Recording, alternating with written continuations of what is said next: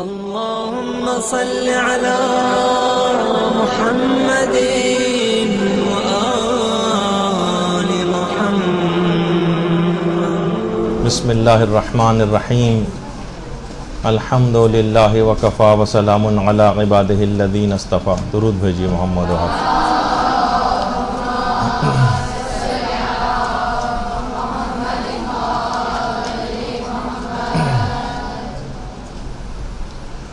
جیسا کہ آپ سب لوگوں کے علم میں ہے کہ ماشاءاللہ رمضان شروع ہو چکا ہے اور روزے کے جو مسائل ہم نے پچھلی کلاس میں شروع کیے تھے آج اس کو مزید آگے بڑھانا ہے.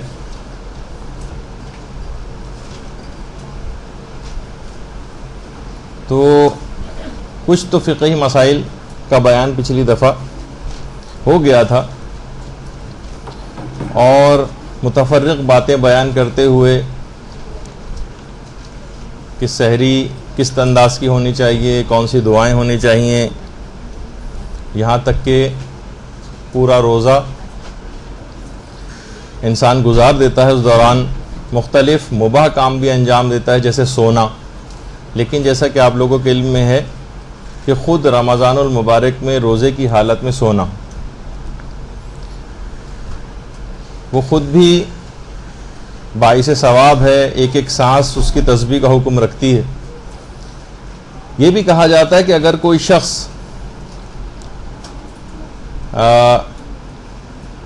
سو رہا ہو، یا مثلا یہ دو الگ الگ روایتیں ہیں، یا مثلا کوئی شخص بھول جائے کہ وہ روزے سے اور وہ کچھ کھا پی لے اور اسی طرح سے اپنے روزے کو تمام کر دے، تو اصل میں یہ پروردگار عالم نے اس کو کھلایا اور پلایا ہے. اور یہ بھی بات کہی جاتی ہے کہ جو شخص روزے ظہر کے وقت جو سو جاتا ہے حالت روزہ میں، تو پروردگار اس کو سوتے میں کھانا کھلاتا ہے اور پانی پلاتا ہے. یہی وجہ ہے کہ جب آپ سو کر اٹھتی ہیں دوپہر میں تو آپ دیکھتی ہیں کہ آپ کی بھوک اور پیاس بہت کم ہو چکی ہوتی. یہ ایک اس کا بڑا ایک فائدہ ہے. یعنی ہر لحاظ سے ہر منٹ اور ہر سیکنڈ اور ہر لحظہ پروردگار عالم آپ کو ثواب، فائدے، یہ سب کچھ دینا چاہتا. اور عصر کے وقت علماء یہ فرماتے ہیں کہ انسان اگر غور کرے تو اس کی شہوت بھی بہت کم ہو جاتی ہے. بولنے کی شہوت وہ کم ہو جاتی، کھانے پینے کی شہوت وہ کم ہو جاتی ہے. تو علماء یہ فرماتے ہیں حتیٰ کہ بھوک کم ہو جاتی ہے، پیٹ کی جو شہوت ہے. تو علماء یہی فرماتے ہیں کہ اس کا مطلب ہے کہ یہ ہمارے پیٹ کی آواز بس یوں ہی سی ہے اور ہمیں اس کا زیادہ اثیر نہیں ہونا چاہیے. یہی وجہ ہے کہ جو حالت روزہ میں جو بھوک آپ کو لگتی ہے، بھوک کو روایات میں سفید موت بھی کہا گیا،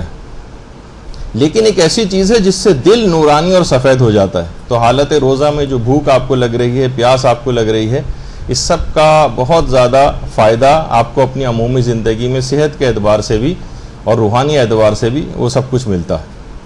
اور علماء یہ فرماتے ہیں کہ خصوصاً غیر شادی شدہ افراد کو روزہ رکھ کر عفت حاصل کرنا چاہیے. اور ہمارے چھٹے امام پیغمبر اسلام سے نقل کرتے ہیں، اللہم صلی علی محمد وآل محمد، کہ روزے دار جب کسی کے سامنے سے گزرتا ہے تو اس کے سارے اعضاء تسبیح کرنے لگتے ہیں اور فرشتے اس پر درود بھیجنے لگتے ہیں. ہم کو پتہ نہیں چل رہا ہوتا، اگر ہماری چشم بصیرت کھل جائے اور ہماری برزخی آنکھ بہت سی چیزیں دیکھنے لگے تو ہم ان آوازوں کو اور اپنے اعضاء کی تسبیح کو بھی سن سکتے ہیں.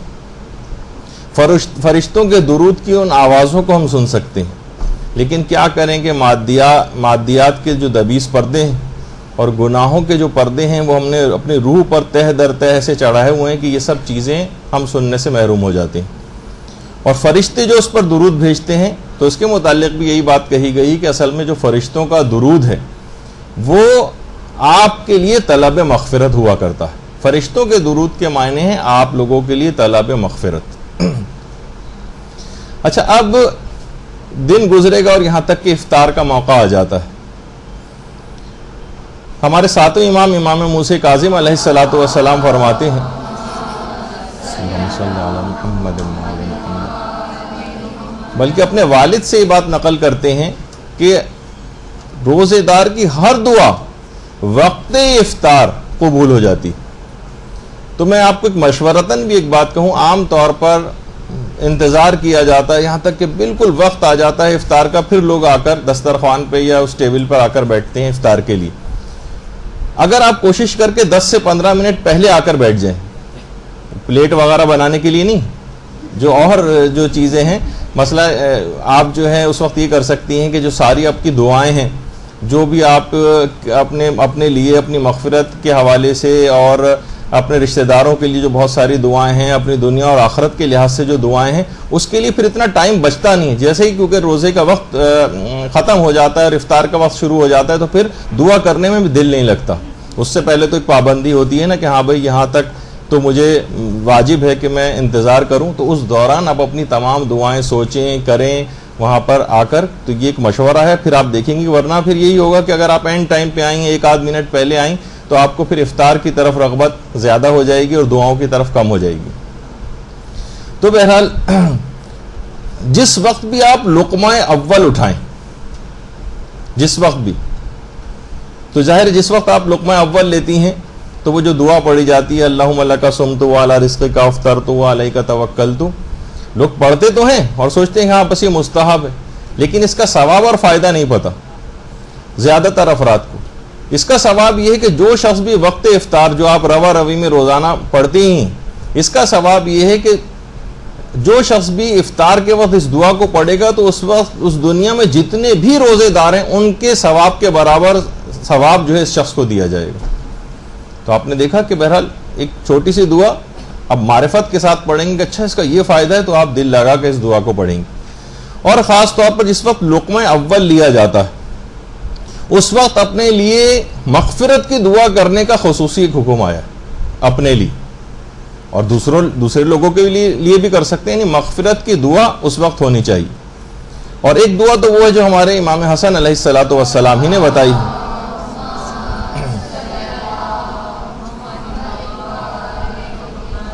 بہت سی جگہوں کے اوپر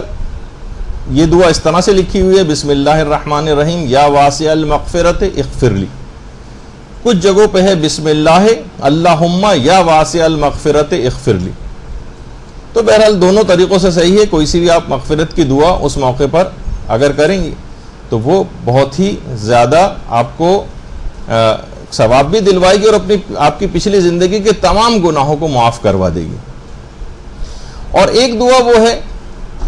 کہ جس کے متعلق پیغمبر اسلام یہ بات بیان فرماتے ہیں کہ جو شخص بھی وقت افطار اس دعا کو پڑھے گا، جو ابھی آپ کے سامنے ڈسپلے ہوگی اسکرین پہ، جو شخص بھی اس دعا کو وقت افطار پڑھے گا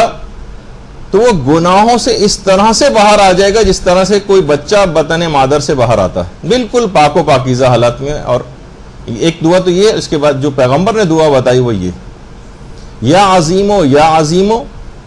انت الہی لا الہ غیرک اغفر لی الذنب العظیم فانہ لا یغفر الذنب العظیم الا العظیم. چھوٹی سی دعا اگر یہ لکھ کر جہاں آپ افطار کرتی ہیں وہاں لکھ کے لگا لیں تو اتنا زیادہ اس کا فائدہ ہے کہ جیسے ہی وقت افطار آپ اس دعا کو پڑھیں گی فوراً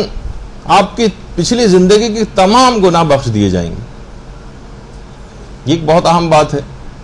جتنا بھی ممکن ہو سکے آپ تیز رفتاری کے ساتھ اگر اس کو اتار لیں تو بہت ہی دیکھیے بہانے سے پروردگار عالم آپ کو فائدے دینا چاہتا ہے، آپ کی مغفرت کرنا چاہتا ہے. جب آپ نے دیکھا کہ صرف چند سیکنڈ ان دعا کو لگ رہے ہیں اور پوری زندگی گناہ معاف ہو رہے ہیں. جب بھی کہا گیا نا کہ وہ بدبخت ہے کتنا شخص وہ کہ جو رمضان کو پائے اور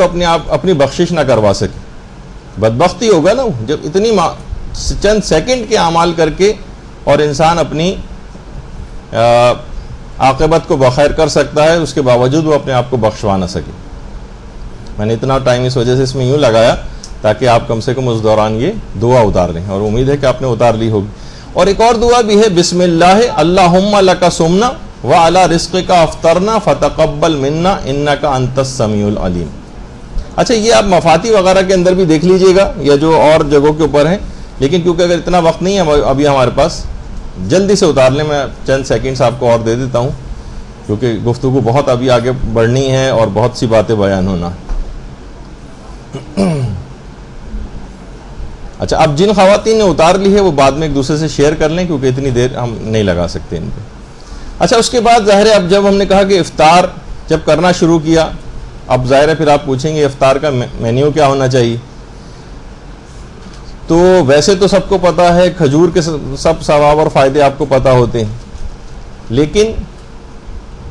بہت سارے افراد کے حوالے سے بات کہوں خیر کہ خود پانی سے افطار کرنا، بہت زیادہ ٹھنڈا پانی تو نہیں، وہ تو آپ لوگوں کی شاید رمضان کی غلطیوں کے حوالے سے ڈاکٹر علیم کی جو کلاس ایک انٹرنیٹ کے اوپر بھی اویلیبل ہے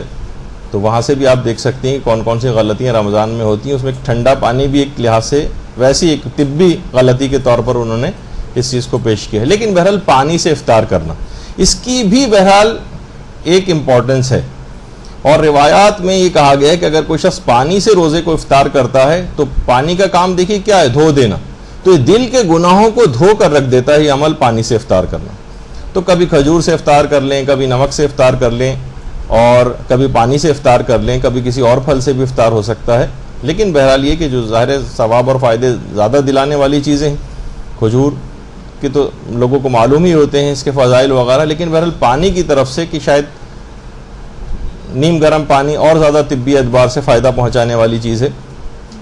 لیکن یہ کہ کوئی شخص ٹھنڈا بھی پینا چاہے تو مرضی ہے اس کی بہرحال. اچھا، اسی طرح سے بہت سے پھل ایسے ہیں. دیکھیے پیغمبر اسلام کا ایک طریقہ تھا، جب بھی کوئی موسم کا کوئی پھل پیغمبر کے پاس یا کوئی میوہ آیا کرتا تھا، پیغمبر اس کو سونگھتے تھے، اس کو چومتے تھے، اور بہت سے پھلوں کو آنکھوں سے بھی لگاتے تھے، اور اس وقت کوئی دعا بھی پڑھتے تھے. اور امیر المومنین حضرت امیر المومنین علیہ الصلوۃ والسلام، اللہم صلی علی محمد وعلی محمد، وہ جو بات مشہور ہے کہ انار کا ایک ایک دانہ کھایا کرتے تھے اور کہتے تھے کہ یہ جنت کا پھل ہے، اور انار 40 روز تک دل کو نورانی رکھتا ہے. اگر افطار کے اندر یہ بھی شامل کر لیں، ایک تو ویسے ہی حالت روزہ میں اتنی برکتیں آپ کو حاصل ہو رہی ہیں اور نورانیت پیدا ہو رہی ہے، انار اس میں سونے پہ سہاگا کا کام کرے گا، اور 40 روز تک آپ کے دل، ایک انار آپ کے دل کو نورانی کرتا ہے. اور اگر کوئی شخص جمعے کے دن 2 انار کھا لے، جمعے کے دن 2 انار، تو 80 دنوں تک اس کا دل جو ہے وہ نورانی رہتا. اور یہ بھی روایت میں بات آئی ہے کہ پیغمبر اسلام کو کوئی بھی پھل انار سے زیادہ پسندیدہ نہیں تھا. تو اگر کہیں سے یہ بھی اویلیبل ہو سکے، عام طور پر افطاروں میں ہم نے انار وغیرہ کم ہی دیکھے، لیکن یہ ہے کہ اگر موسم ہو کسی جگہ اور اویلیبل ہو سکتے ہوں یہ پھل، تو ضرور جو ہے وہ کھائے جائیں. اچھا، کوئی اور بھی پھل، انار کا تو آپ نے سن ہی لیا، لیکن اور بھی جو پھل ہیں وہ بھی بہرحال وہ بھی کھائے جا سکتے ہیں. بلکہ روایت میں یہ بات آئی ہے کہ اگر کوئی شخص کسی بھی پھل کو اس نیت سے کھائے کہ یہ پھل پیغمبر اسلام کو پسند تھا، تو وہ پھل اس کو پھر کوئی نقصان نہیں پہنچا سکے گا. اور انار کی جو بھی بات بیان ہو رہی تھی اس سے پہلے کہ انار کی خصوصیت یہ بھی ہے کہ بچے جلد بولنے لگتے ہیں. بہت سے بچوں کے ساتھ یہ ہوتا ہے نا کہ والدین پریشان ہوتے ہیں کہ بولنا نہیں شروع کیا اس نے اب تک، اگر ان کو انار کھلایا جائے تو وہ جلدی بولنے لگتے ہیں. اور چھٹے امام ہماری بات بیان فرماتے ہیں، اللہم صلی علی محمد وعلی محمد، کہ اپنے بچوں کو انار کھلاؤ، کیونکہ انار جلد بچوں کو جوان کر دیتا ہے. یعنی بہت سے افراد، بچے ایسے بھی ہوتے ہیں، لڑکیاں ایسی ہوتی ہیں جن کی ڈیلیڈ پیوبرٹی جس کو کہا جاتا ہے، بلوغ ذرا دیر سے آ رہا ہوتا ہے، تو اگر ان کو بھی کھلایا جائے تو اس چیز پر قابو پایا جا سکتا ہے. اور پھلوں کو کھانے سے پہلے بسم اللہ الرحمن الرحیم ضرور پڑھنا چاہیے، اور پیغمبر پر درود پڑھ کر پھر اس پھل کو تناول فرمانا چاہیے. درود بھیجیے محمد علیہ محمد.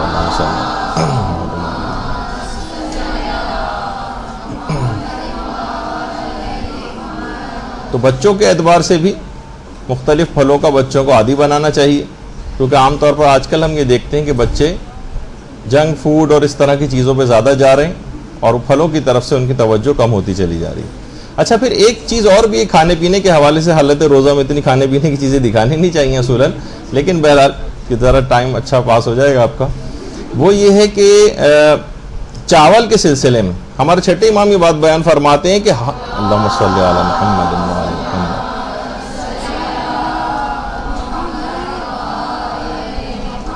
کہ ہر چیز میں شفا بھی ہے اور تکلیف بھی، لیکن چاول ایک ایسی چیز ہے جس میں صرف شفا ہی شفا ہے، تکلیف کوئی بھی نہیں۔ بہت سے حکیم حضراتوں کو ہو سکتا ہے کہ اس کے اوپر اعتراض ہو، لیکن یہ کہ بہرحال بہت سی روایت میں اس طرح سے بات بیان ہوئی، اور امام فرماتے ہیں کہ ہم اپنے بیماروں کا علاج چاول کے ذریعے کرتے ہیں۔ تو ایک بات یہ ہوئی، اور بہت سی آپ کو پتہ ہے کہ روایت میں یہ بات بھی آئی ہے کہ دیکھیے بہت زیادہ جو اسراف و تبذیر بعض اوقات اس حد تک معاملات پہنچ جاتے ہیں اور کھانا پھینکا جاتا ہے اور سڑ کر جاتا ہے، تو بہرحال کہ بہت زیادہ پرخوری کرنا حالت روزہ میں کہ اتنا جو ہے مناسب عمل نہیں ہے،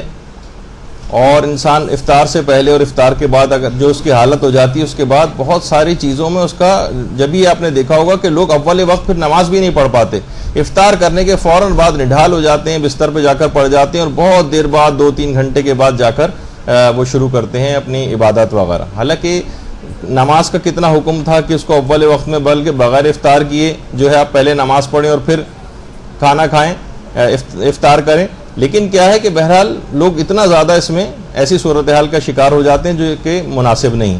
یا اتنا ہلکا افطار کریں، یا کم سے کم یہ کہ آپ کوشش کر کے اگر آپ فوراً افطار کے بعد نماز کے لیے کھڑے ہو جائیں تو اول وقت کا بھی آپ کو ثواب مل جائے گا، اور دوسرا یہ کہ جو اس میں سستی اور کاہلی، شاید یہ کہ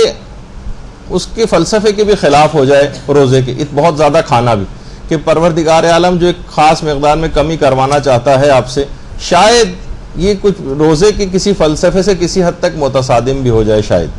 تو بہرحال اعتدال کی راہ وہ جو ہے وہ زیادہ مناسب ہے۔ اچھا، آپ خود یہ دیکھ سکتی ہیں بہت سی چیزیں،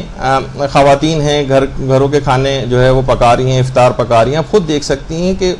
کون کون سی ایسی چیزیں جو ہلکے پھلکے ہم، یعنی جس میں ذرا ٹیبل بھری ہوئی نظر آئے، روزے دار کو ذرا اطمینان بھی ہو کہ کھانے کی بھی نہیں کوئی چیزیں، لیکن ہیلدی ایٹنگ یہ اگر ہو تو آپ یہ خود دیکھیں جو مناسب ہو، کیونکہ بہت زیادہ تلی ہوئی چیزیں اور یہ سب کچھ نقصان کرتی ہیں، اور اس کے بعد بہت سے لوگ بیمار بھی ہو جاتے ہیں اور پھر اگلے روزے بھی اس طرح سے چھوڑنے پڑ جاتے ہیں ان کو۔ اچھا، اب دیکھیے جتنی بھی اس قسم کی چیزیں ہیں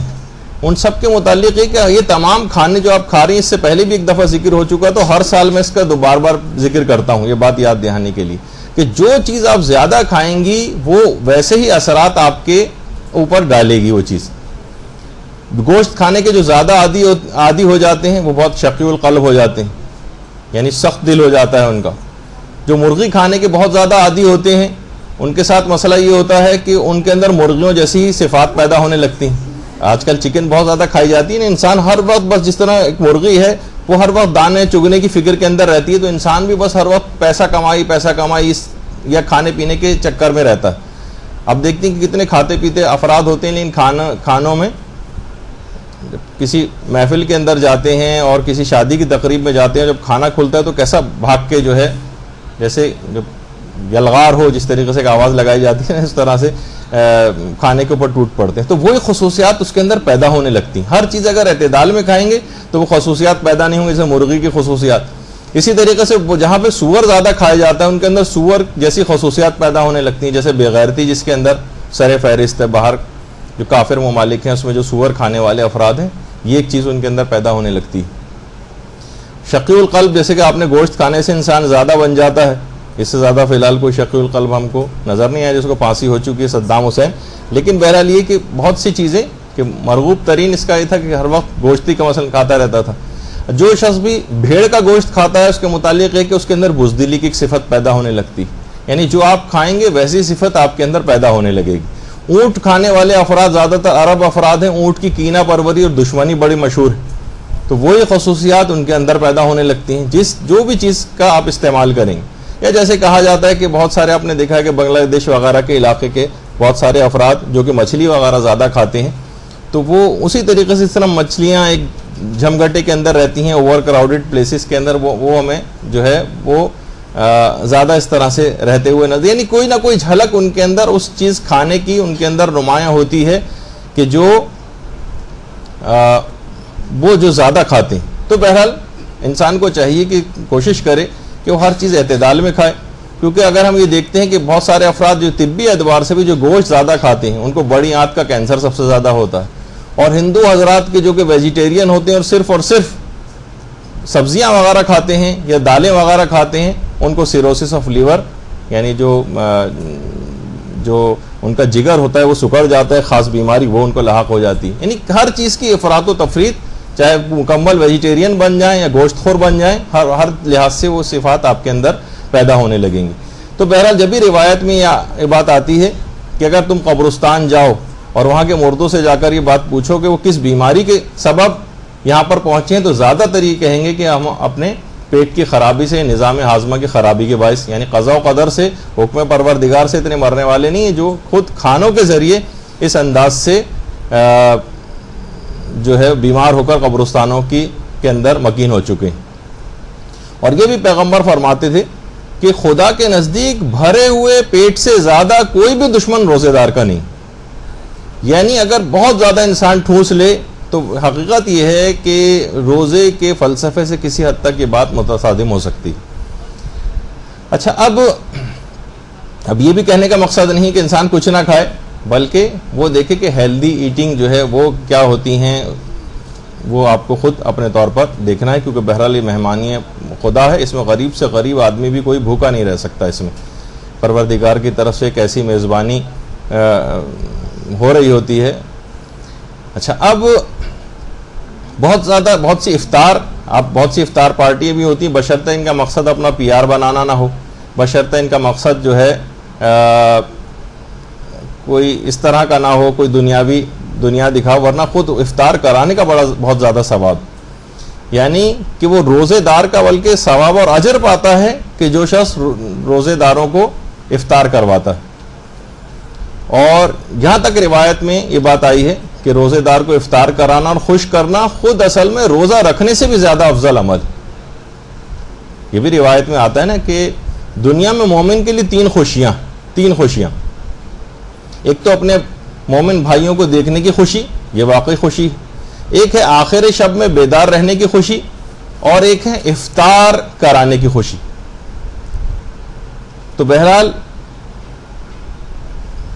دوسرے آپ نے دیکھا ہوگا مساجد کے اندر بھی لوگ افطار کراتے ہیں، اس میں زیادہ سے زیادہ حصہ لینا چاہیے، زیادہ سے زیادہ لوگ اس میں دلچسپی بھی رکھتے ہیں، یہ اس قسم کے ثواب لینے میں ظاہر ہے جس کی تبلیغ زیادہ کی جاتی ہے لوگ اس کی طرف راغب ہونے لگتے ہیں۔ تو بہرحال ایک ویسا عمل ہے، کیونکہ پیغمبر بھی فرماتے تھے کہ ایک مومن کو افطار کرانا، خواہ وہ ایک کھجور ہی کے ذریعے کیوں نہ ہو، کہ پچھلے تمام گناہ اس کے بخش دیے جاتے ہیں جو فقط ایک کھجور کے ذریعے بھی کیوں نہ کسی مومن کو روزہ افطار کروا دے۔ اور بہرحال ایک لحاظ سے ثواب میں وہ خواتین بھی اس میں شامل ہو جاتی ہیں جو افطار کی اتنی تیاریاں کرتی ہیں، لوگوں کو افطار بنا کر پیش کرتی ہیں گھروں کے اندر، واقعی بہت اجر و ثواب والی بات ہے۔ آپ اس کو معمولی طور پر یا اپنے اوپر برڈن سمجھ کے نہ لیں، بلکہ اس چیز کے ثواب اور فائدے دیکھیں کہ ایک کھجور افطار کرانے سے ساری زندگی گناہ بخشے جا رہے ہیں، اور آپ کتنے افراد کو روزانہ جو ہے افطاری بنا کر دے رہی ہیں اور افطار کروا رہی ہیں۔ اچھا، تو اب آ جائیے کچھ احکام روزہ پر۔ یہ تو ہم نے ہلکی پھلکی سے ذرا ایک گفتگو کی۔ احکام روزہ کو اگر ہم دیکھیں تو متفرق جو احکام آج بھی ہمیں بیان کرنا ہے کہ بعض اوقات یہ ہوتا ہے کہ ہم قرآن کی کوئی آیت غلط پڑھ دیتے ہیں، تو اکثر لوگوں کے دماغ میں وہ والا مسئلہ ایک آتا ہی ہے کہ وہ جو توضیح المسائل کے اندر بھی لکھا ہوا ہے کہ خدا اور رسول و امام پر جھوٹ باندھنا، اس سے روزہ باطل ہو جاتا ہے۔ تو ویسے کچھ علماء میں اختلاف ہے کہ ان میں کون کون سے افراد شامل ہیں، جناب سیدہ اس میں شامل ہیں یا نہیں، کہ دیگر انبیاء ما سبق جو ہیں وہ اس میں شامل ہوتے ہیں یا نہیں، لیکن بہرحال احتیاطی مسئلہ یہی ہے کہ آپ کسی کے اوپر بھی جھوٹ نہیں باندھ سکتے اپنی طرف سے۔ پھر ایک مسئلہ اس کے اندر یہ بھی آتا ہے جو اس وقت تو بیان نہیں کرنا، شاید اگلی کلاس کے اندر وہ آئے گا، کہ بہت ساری اس میں ضرور آپ لوگ ایک چیز کی احتیاط کر لیں۔ ویسے ضعیف احادیث حالت روزہ میں آغا سیستانی کے فتوے میں بیان کی جا سکتی ہیں، جو احادیث ضعیف، لیکن خاص طور پر وہ احادیث کے جو کہ حالت روزہ میں مختلف SMS کے ذریعے آپ کو موصول ہوتی ہیں، آپ کو کچھ پتہ ہی نہیں ہوتا، بس کسی شخص نے بھیج دی ہے، پتہ نہیں حدیث ہے بھی یا نہیں، پتہ نہیں کسی جگہ پائی جاتی بھی ہے یا نہیں، وہ لوگ ایک دوسرے کو فارورڈ کرنے لگتے ہیں. اس میں خاص طور پر احتیاط کیجیے. آقا بہجت تو بہت فرماتے تھے کہ عمومی زندگی میں اتنی احتیاط کرنی چاہیے کہ جائے گا کہ روزے کی حالت میں انسان جو ہے اتنا غیر محتاط ہو جائے. تو ہمیشہ کوشش یہ کرنی چاہیے. آقا بہجت تو یا ہمارے بہت سے علماء کا طریقہ کار ہے خاص طور پر رمضان میں, اور اس سے ہٹ کر بھی اپنے ہاتھ میں جب بھی روایات کوئی پڑھتے ہیں تو اپنے ہاتھ میں کتاب لے کر بعینہ ہی لفظ بلفظ اس میں سے دیکھ کر پڑھتے ہیں. تو بہرحال آپ اس میں ایک احتیاط یہ ضرور کر لیں. مشورہ ہے میرا کہ آپ یہ حالت روزہ میں ایک دوسرے کو جو میسیجز فارورڈ کرتی ہیں خاص طور پر احادیث کے میسیجز, یہ اس میں آپ احتیاط کریں اور ایک دوسرے کو فارورڈ نہ کریں. کچھ پتہ نہیں ہوتا کون سی حدیث ہے کون سی حدیث نہیں ہے کیا نہیں ہے. تو بہرحال اس میں آپ کو احتیاط کرنی چاہیے. تو اب بہت سے لوگ یہ بھی کہتے ہیں کہ پوچھتے ہیں کہ بھئی قرآن کی آیت اگر ہم غلط پڑھ دیں تو کیا اس سے بھی کوئی روزہ باطل ہوتا ہے؟ زیر زبر پیش کی کوئی غلطی ہو جائے, کسی لفظ کی کوئی غلطی ہو جائے, تو بہرحال اس سے روزہ باطل نہیں ہوتا قرآن کی آیت اگر کوئی غلط پڑھ دے. بہت سے لوگوں کا ایک سوال یہ ہوتا ہے کہ اگر ہم قرآن کی کسی آیت کا ترجمہ غلط پڑھ دیں, ترجمے میں کوئی غلطی ہو جائے, ہم نے ذرا آگے پیچھے کر دیا, ایسا نہیں کہ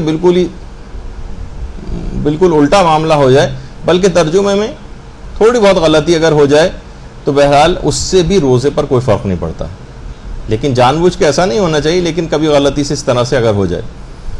تو دیکھیے مسائل فقہ کی اہمیت بہت زیادہ ہے اس سلسلے میں. یعنی جب یہ کہ ہر چیز رمضان سے پہلے یہ ہم جو ابھی بیان کر رہے ہیں اصولاً وہ بہرحال اس کا بار بار میں پھر افسوس کروں گا, جو ایک اتوار ضائع ہوا تھا, یہ سب مسئلے اس سے پہلے بیان ہو جاتے پچھلی کلاس میں, اور آج ہم آگے کی بات کر رہے ہوتے. لیکن بہرحال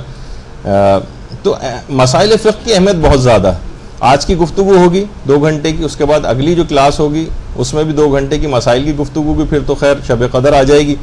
تو اس میں شب قدر کے حوالے سے گفتگو ہوگی, اور جو بالکل آخری اتوار ہوگا اس میں عید کی غلطیوں کے اعتبار سے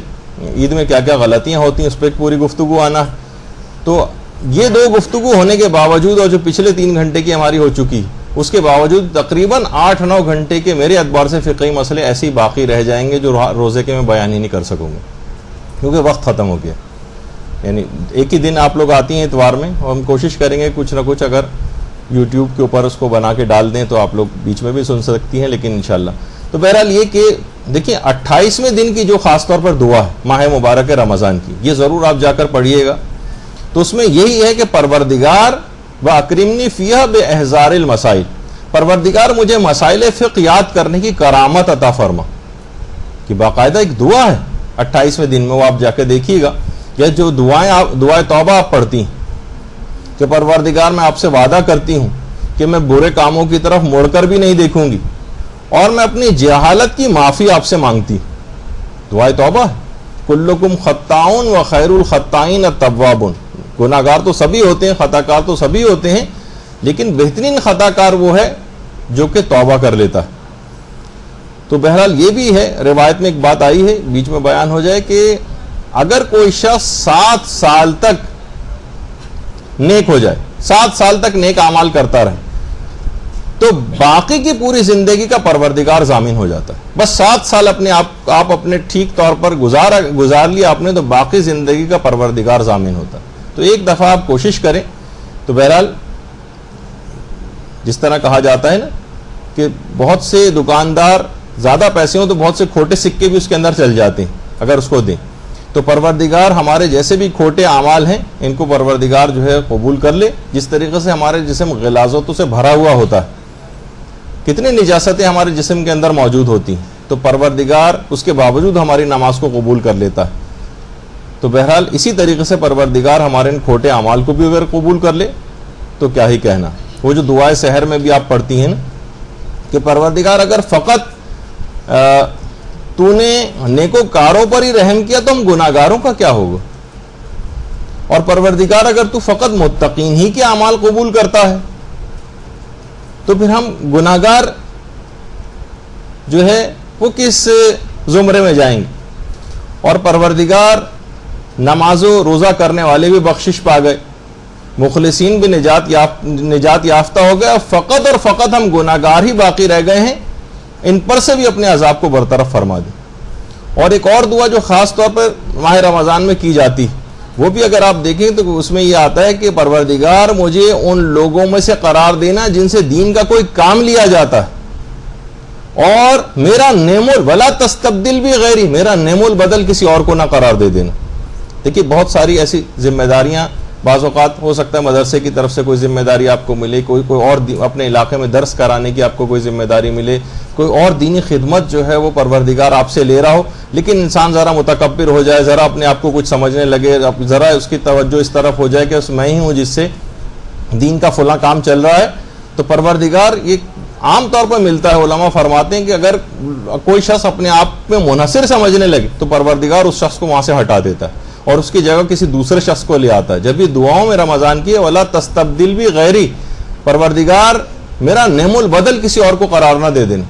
کیونکہ ٹھیک ہے دین کا کام تو چلتا رہے گا لیکن آپ سے وہ کام لے لیا جائے گا اور آپ کسی فضول کام کی طرف ہو سکتا ہے کہ آپ کی توجہات ہو جائیں، تو وہ دماغ میں رہنی چاہیے۔ اور ایک لوگوں کے دماغ میں ایک چیز اور بھی آتی، وہ ہوتی کہ پتہ نہیں ہمارے روزے قبول بھی ہو رہے ہیں یا نہیں ہو رہے۔ تو یہ بات یاد رکھ لیجئے کہ بہرحال پروردگار عالم کو کیفیات مطلوب نہیں۔ بہت ساری دیکھیے چیزیں ایسی ہوتی ہیں کہ ہمیں دعاؤں میں ہو سکتا ہے وہ مزہ نہیں آ رہا ہو، ہمیں نمازیں پڑھنے میں وہ مزہ نہ آ رہا ہو، ہمیں روزہ رکھنے میں وہ مزہ نہ آ رہا ہو، بعض اوقات مزہ آنے لگتا ہے تو ایک اور خطرہ لاحق ہو جاتا ہے جو میں شب قدر کی گفتگو میں انشاءاللہ آپ لوگوں کی خدمت میں پیش کروں۔ کیفیات پروردگار کو مطلوب نہیں۔ بعض اوقات ہم یہ سوچتے ہیں کہ یہ تو جس طرح گن پوائنٹ پہ روزہ رکھوایا جا رہا ہے ہم اس طرح سے روزہ رکھ رہے ہیں، نمازیں گویا ایسے ہی پڑھ رہے ہیں، فجر کی نماز تو ایسے ہی پڑھتے نظر آتے ہیں کہ جیسے بہت ہی مجبوری کی حالت میں پڑھی جا رہی۔ تو علماء یہ فرماتے ہیں کہ پروردگار کوئی اس طرح کی کیفیات مطلوب نہیں، ہو جائے تو بہت اچھا ہے، مزہ آنے لگے، آپ کی خود دل چاہنے لگے آپ کا، وہ تو ایک الگ ایک عرفانی وہ ہے، لیکن بہرحال اس سے آپ کی قبولیت روزہ پر یا قبولیت دیگر عبادات کے اوپر کوئی فرق نہیں پڑتا ہے، کیونکہ آپ دیکھتے ہیں کہ شیطان آپ کے مزاحم ہوتا ہے، آپ کو روکتا ہے کہ آپ روزہ نہ رکھیں، آپ نماز نہ پڑھیں، آپ کا نفس آپ کو مجبور کرتا ہے کہ آپ یہ والے کام نہ کریں، لیکن پھر بھی آپ کام کرتی چلی جا رہی ہیں، آپ کی عادت بھی نہیں ہوتی اس طرح سے بھوکے پیاسے رہنا، آپ اپنی عادت کے خلاف آپ کام کرتی ہیں، آپ کی طبیعت اس طرف مائل نہیں ہوتی لیکن اپنی طبیعت کے خلاف آپ کام کرتی ہیں، گرمیاں ہیں، گرمیوں میں انسان زیادہ پانی پیتا ہے، زیادہ اس کو پیاس لگتی ہے، لیکن آپ اس کے باوجود بھی حکم پروردگار میں اس پیاس کو بھی برداشت کر رہی ہیں، اس کے معنی اور مسلسل آپ روزے رکھ رہی ہیں، اس کے معنی یہ ہیں کہ توفیق آپ کو نصیب ہو رہی ہے اور یہ پروردگار عالم کی طرف سے ہے، اور یہ اس بات کی دلیل ہے کہ پروردگار آپ کے تمام روزوں کو قبول کر رہا ہے۔ اس میں کسی بھی طرح کے لوگ عام طور پر اس طرح سے افراط و تفرید کا بعض اوقات شکار ہو جاتے ہیں کہ کیا نماز ہے آپ کی اور کیا روزہ ہے آپ کا۔ ایک حد تک تو بات صحیح بھی ہوتی ہے کہ گناہوں کے ساتھ اگر یہ نماز روزے کیے جا رہے ہیں، لیکن اگر کوئی شخص کر بھی رہا ہے تو ایک اس طرح سے ایک بے یقینی کسی کیفیت اور بس پروردگار سے گویا ہر وقت سوء ظن رکھنا کہ ہمارے کسی عمل کو قبول ہی نہیں کرنے والا ہے، تو یہ انسان کو عبادات سے روک دینے والا عمل بن جاتا ہے۔ تو آپ کو بار بار اس بات کی توفیق اگر مل رہی ہے تو اس کی بات کی دلیل ہے کہ روزہ آپ کا مقبول ہو رہا ہے، نماز کی آپ کو توفیق مل رہی ہے، آپ چاہے دل چاہے نہ چاہے ہر صورت میں الارم لگا کے اٹھ رہی ہیں، نیند کے غلبے میں آپ اٹھ رہی ہیں، پھر بھی آپ نماز پڑھ رہی ہیں، اس کے معنی ہے کہ آپ کو توفیق مل رہی۔ دیکھیے کوئی شخص اگر بار بار آپ کے گھر آئے تو 2 3 4 دفعہ تو آپ شرما حضوری میں برداشت کر لیں گے، لیکن اگر آپ کو اس کا آنا پسند نہیں ہوگا تو 5ویں دفعہ آپ اس کو ضرور منع کر دیں گی کہ نہیں بھائی آپ ہمارے گھر نہ آیا کریں۔ تو پروردگار کی بارگاہ میں بار بار حاضر ہونا یہ توفیق ملنا اس بات کی دلیل ہے کہ اس کو آپ کی اپنی بارگاہ میں آمد قبول ہے اور مقبول ہے، اس وجہ سے آپ کو اس چیز کی طرف خود بخود آپ کا دل ہو رہا ہے اور آپ چاہتی ہیں کہ وہ عمل آپ انجام دے دیں۔ اسی طریقے سے علم دین کے لیے بھی آنا، یہاں پر بار بار آنا،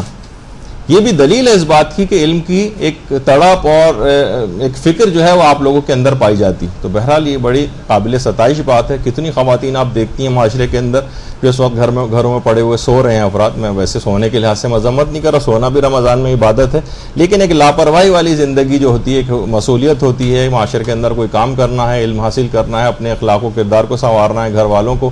سنوارنا ہے، ان کے اخلاق و کردار کو اس لحاظ سے آنا ہے، خود بہت بڑا ایک فائدہ، ثواب اور ایک عظمت جو ہے وہ آپ کو دلواتا ہے۔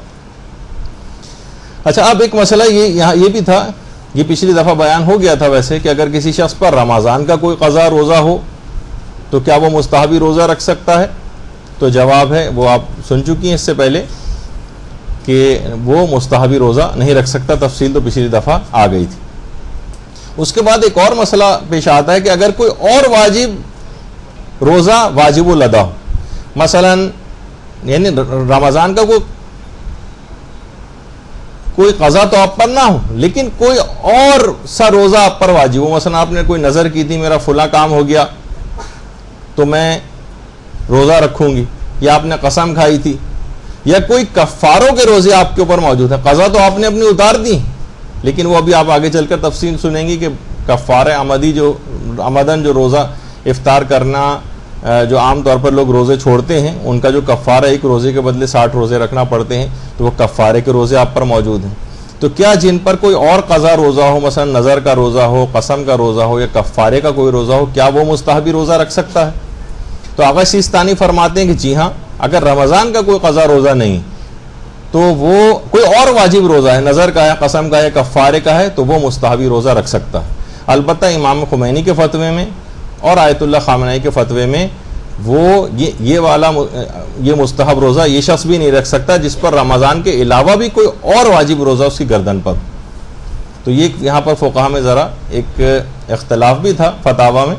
تو وہ آپ کی خدمت میں پیش، لیکن آغا سیستانی اس کی اجازت دیتے ہیں. لیکن رہبر معظم اور امام خمینی فرماتے تھے کوئی اور واجب الادا اس کے اوپر روزہ اگر موجود ہو جو کہ واجب ہو اس کے اوپر، جیسے نظر، قسم، یہ کفاروں وغیرہ کے، تو وہ بھی مستحب روزہ نہیں رکھ سکتا. اچھا، پھر اس کے بعد ایک مسئلہ یہ ہوتا ہے کہ اگر کوئی قضا روزہ ہو، ادا روزے کی بات نہیں ہو رہی، قضا روزہ، ظہر سے پہلے کہ ہم قضا روزے کو جان بوجھ کر توڑ سکتے ہیں؟ تو اس کا جواب ہے کہ جی ہاں. اگر آپ نے کوئی قضا روزہ رکھا ہوا ہے اور ظہر سے پہلے آپ کا ارادہ تبدیل ہو جائے کہ بھائی میں جو ہوں اب دل نہیں چاہ رہا میرا، گرمی بہت زیادہ ہو رہی ہے، فلاں جگہ جانا پڑ رہا ہے، تو چلو میں روزہ توڑ دوں. قضا روزے کو ظہر سے پہلے جان بوجھ کر بھی توڑا جا سکتا ہے، ظہر سے پہلے، اور اس کا نہ کوئی کفارہ ہے. البتہ بس آپ کو وہ جو آپ نے توڑا ہے روزہ، جو قضا ابھی بھی آپ کی گردن پر ہے، اس کو کسی اور دن آپ کو رکھنا پڑے گا. تو قضا روزے کو ظہر سے پہلے جان بوجھ کر توڑا جا سکتا ہے. لیکن اگر آپ نے قضا روزے کو ظہر کے بعد جان بوجھ کر توڑا کہ تو کیا اجازت ہے اس کی؟ سب سے پہلے تو یہ ہوگا کہ اس کی اجازت بھی آپ کو ہے یا نہیں؟ تو جواب ہے اس کی اجازت نہیں ہے. قضا روزے کو ظہر کے وقت کے بعد جان بوجھ کر توڑنے کی اجازت نہیں. اور اگر آپ نے توڑ دیا تو قضا تو آپ کو انجام دینا ہی ہے، وہ تو ظاہر ہے کیونکہ آپ نے روزہ نہیں رکھا ہے، اس کی قضا تو انجام دینا ہی ہے. اس کے علاوہ 10 مسکینوں کو کھانا بھی کھلانا پڑے گا، 10 مسکینوں کو. اور اگر کھانا نہ کھلا سکیں، اتنی حیثیت نہیں ہو مثلا کسی کی، تو آقا خوئی اور آقا سیستانی فرماتے ہیں پھر اس پر کچھ بھی نہیں ہے، بس وہ ایک قضا ہی بعد میں جو ہے انجام دے لے، کیونکہ وہ کھانا کھلانے کی اس میں طاقت نہیں ہے، مالی حیثیت اتنی نہیں ہے. تو آقا خوئی اور آقا سیستانی کے فتوے میں تو کچھ بھی نہیں ہے پھر اس کے اوپر، بس یہ کہ وہ اس قضا روزے کو انجام دے لے جو اس نے ظہر کے بعد توڑا. لیکن امام خمینی فرماتے تھے کہ اگر وہ 10 مسکینوں کو کھانا نہیں کھلا سکتا تو وہ پھر 3 روزے پے در پے رکھے گا اس ظہر کے بعد جان بوجھ کر توڑنے کے سلسلے میں. 3 روزوں کو یکے بعد دیگرے، اس میں کوئی گیپ نہیں ہونا چاہیے، پے در پے رکھنا. اچھا، ایک تو یہ ہوا کہ تو قضا روزوں کے حوالے سے بات ہوئی. بعض اوقات یہ ہوتا ہے کہ کوئی اور معین روزہ اس نے توڑ دیا ہو، جیسے نظر کا روزہ، اس نے کسی معین دن میں کہ میں فلاں دن مثلا جمعے کے دن میرا فلاں کام ہو گیا تو میں جمعے کے دن روزہ رکھوں گی، اور اس نے نظر شرعی صیغہ اس کا باقاعدہ پڑھا تھا اور اپنے اوپر واجب اس طرح سے کیا تھا، وہ اگر اس نے توڑ دیا معین روزہ، تو امام خمینی فرماتے ہیں کہ اس کا تو وہی کفارہ ہے کہ جو کہ رمضان کے روزے کو عمدن چھوڑنے کا کفارہ، یعنی ایک روزے کے بدلے 60 روزے اگر اس نے کوئی معین واجب روزہ اس طرح سے توڑا. لیکن آقا سیستانی یا مثلا مرحوم آیت اللہ خوئی جو فرماتے تھے، وہ کہتے تھے یا تو غلام آزاد کرو، جو کہ ظاہر اس وقت اس زمانے میں پاسبل نہیں ہے، یا پھر 10 مسکینوں کو کھانا کھلاؤ، یا اگر 10 مسکینوں کو کھانا نہیں دے سکتے تو یا یہ کہ نہیں دینا چاہتے یا اویلیبل نہیں ہے تو 10 مسکینوں کو کپڑے پہناؤ، یا تو 10 مسکینوں کو کھانا یا 10 مسکینوں کو کپڑے. اور یہ بھی نہ کر سکو تو 3 روزے آقا سیستانی فرماتے ہیں مسلسل رکھنا پڑیں گے، اور آقا خوئی فرماتے تھے کہ روزے مسلسل رکھنے کی ضرورت نہیں ہے، گیپ دے کے بھی رکھے جا سکتے ہیں.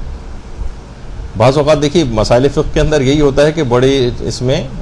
ضروری بھی نہیں کہ بالکل ابھی سنتے ہی آپ کو پورے ذہن نشین بھی ہو جائیں، کاپیوں میں اچھی طرح سے نوٹ کر لیں، اس کے بعد جب موقع ہے تو نکال کے دیکھ لیں، اور کہیں بتانے کا مسئلہ ہو تو پھر آپ کو باقاعدہ یاد بھی کرنا پڑیں گے۔ یعنی اگر کوئی معین روزہ آپ نے توڑا، کوئی مقررہ روزہ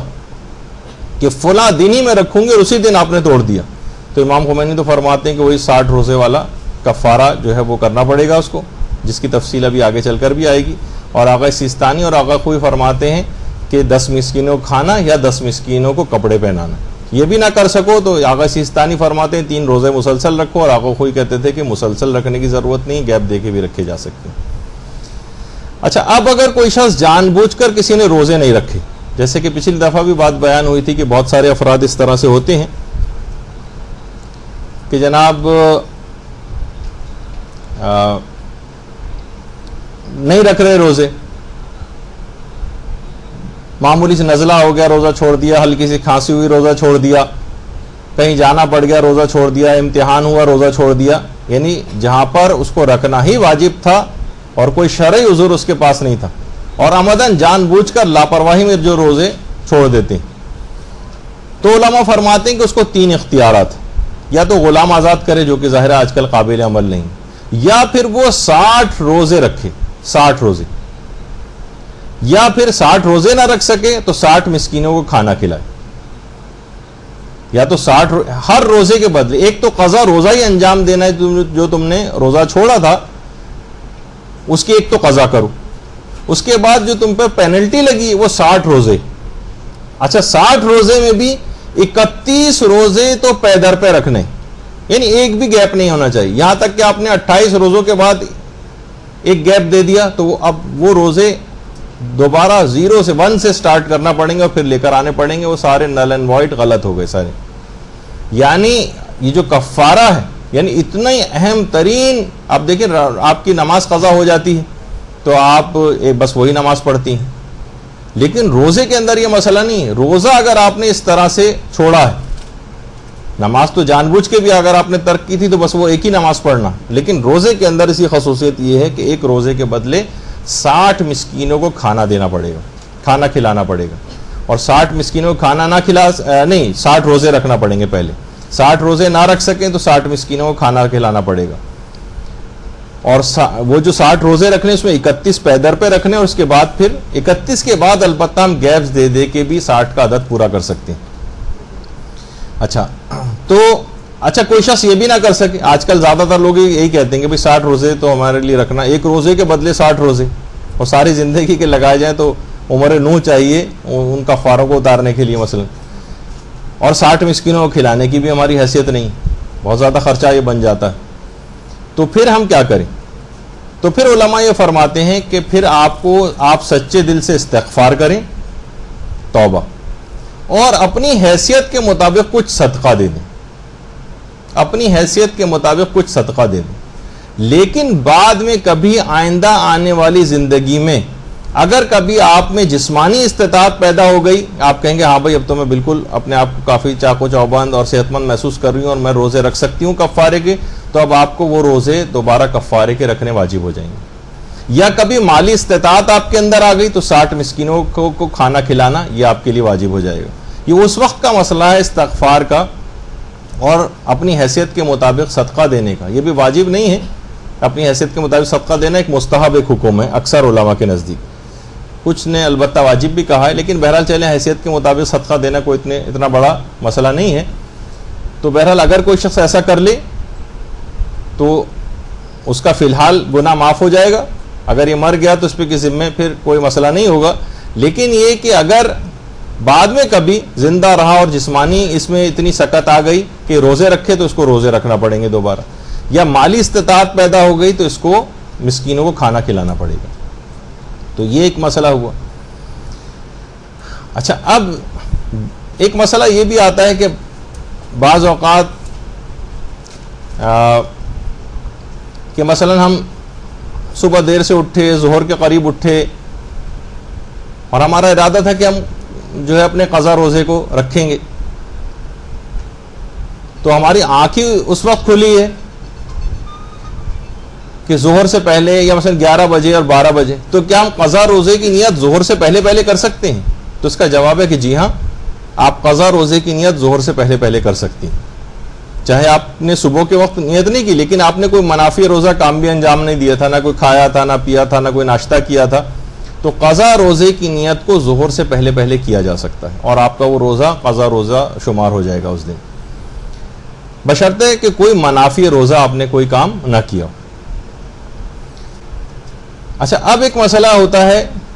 کہ بہت سارے روزے خواتین کے چھوٹ جاتے ہیں اپنی ماہانہ عادت کی وجہ سے.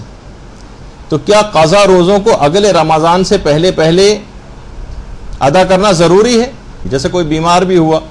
اب اس کو اگلے رمضان سے پہلے پہلے ان روزوں کی قضا کر لینا چاہیے. خواتین کو اپنے ان چھوٹے گئے روزوں کی قضا اگلے رمضان سے پہلے پہلے کر لینی چاہیے. اچھا،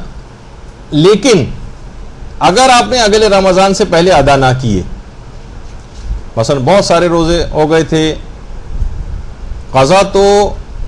انجام آپ نے دینا ہے، الگ سے ہے مسئلہ، یعنی قضا تو انجام دینی تھی آپ نے، لیکن اگلے رمضان سے پہلے آپ انجام نہ دے سکی، تو اب کیا ہوگا؟ پھر اب آپ کو کفارہ تاخیر ادا کرنا پڑے گا اگلے رمضان سے پہلے پہلے. بہت سی خواتین ایسے ان کی پچھلی زندگی کو بہت سے روزے اس انداز سے قضا ہوئے پچھلے سالوں میں، اور انہوں نے بس قضا وہ جمع ہوتے گئے، لیکن کیا ہے کہ وہ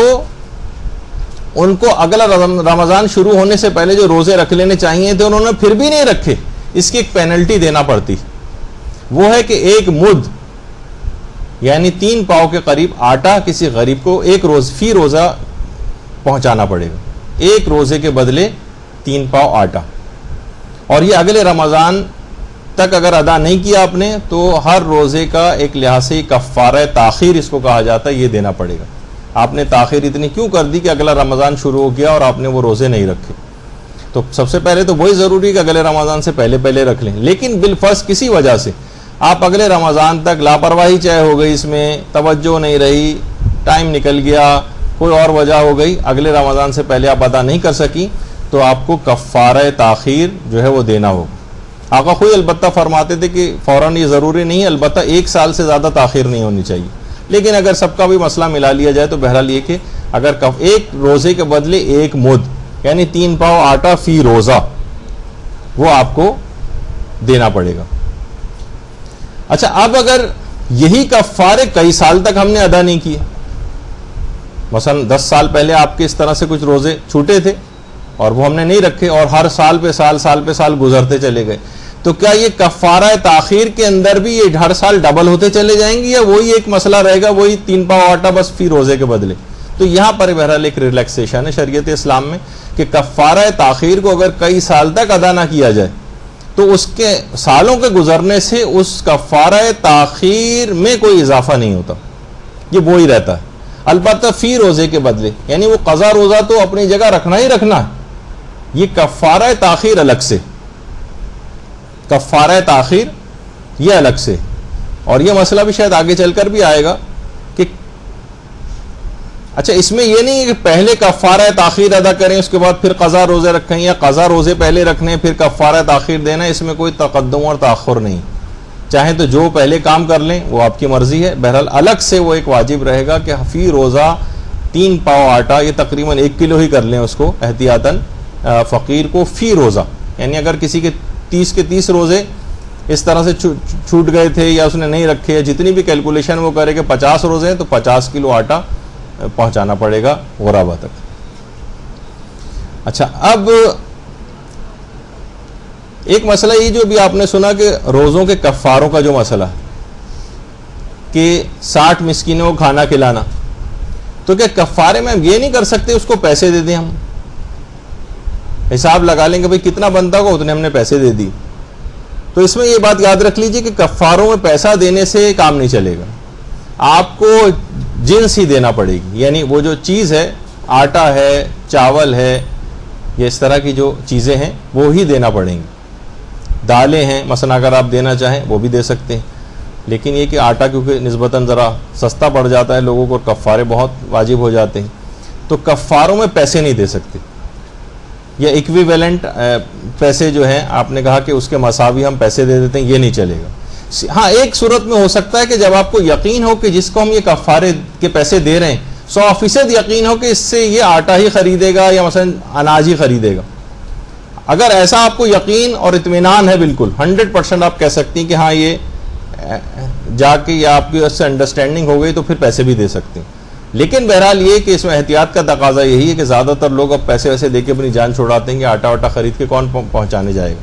جب بھی ہمارے استاد محترم مولانا صادق حسن صاحب قبلہ جو مختلف مجالس سے خطاب بھی کیا، انہوں نے کہا کہ باقاعدہ دیکھیں اسلام کا یہ جو حکم ہے کہ نہیں پیسے نہیں دو بلکہ اس کو یہ چیزیں ہی دو، یہ اب ہمیں سمجھ آنے لگا ہے آخری زمانے میں کہ جب واقعی فصلیں نہیں اگیں گی اور آخری زمانے میں قحط سالی ہوگی تو لوگ پیسے بھی ہاتھ میں لے کر پھریں گے. کچھ ہی عرصے پہلے جو آپ نے دیکھا تھا کہ آٹے کی کیسی قلت ہو گئی تھی، پانی کی بہت سی علاقوں کے اندر کیسی قلت ہو گئی تھی، لوگوں کے پاس پیسے تھے لیکن یہ چیزیں نہیں تھیں. اس موقع کے اور اس زمانے کا خیال بھی اسلام نے اتنا پہلے سے کیا. کبھی ایسا کوئی موقع پیش آ جائے تو انسان اناج خرید کے اپنے پاس طرح ذخیرہ نہیں کر سکتا کہ ٹھیک ہے اس نے روزوں کے کفارے غریب کو پیسے دے دی، لیکن غریب اس پیسے کو کرے گا کیا جب وہ چیز ہی نہیں مل رہی ہے تو. اور وہ امیر حضرات اپنے پاس ذخیرہ کیے بیٹھے ہیں ان تمام غذائیتوں کو. تو اسلام نے کہا کہ نہیں، اب تم کو جنس ہی دینا پڑے گی، یعنی اس سے وہی چیزیں دینا پڑیں گی تاکہ ان لوگوں کو بھی پیٹ بھرتے رہیں. اور بہت آگے تک کی بات اسلام نے جو ہے وہ سوچی. تو پیسے نہیں دیے جا سکتے، چیز ہی پہنچانا پڑے گی. اچھا پھر ایک مسئلہ کفاروں میں یہ بھی آتا ہے کہ کیا کفاروں میں یہ جو 60 کا عدد پورا کرنا ضروری ہے؟ یا مثلا ہم نے 5 مسکین پکڑ لیے غریب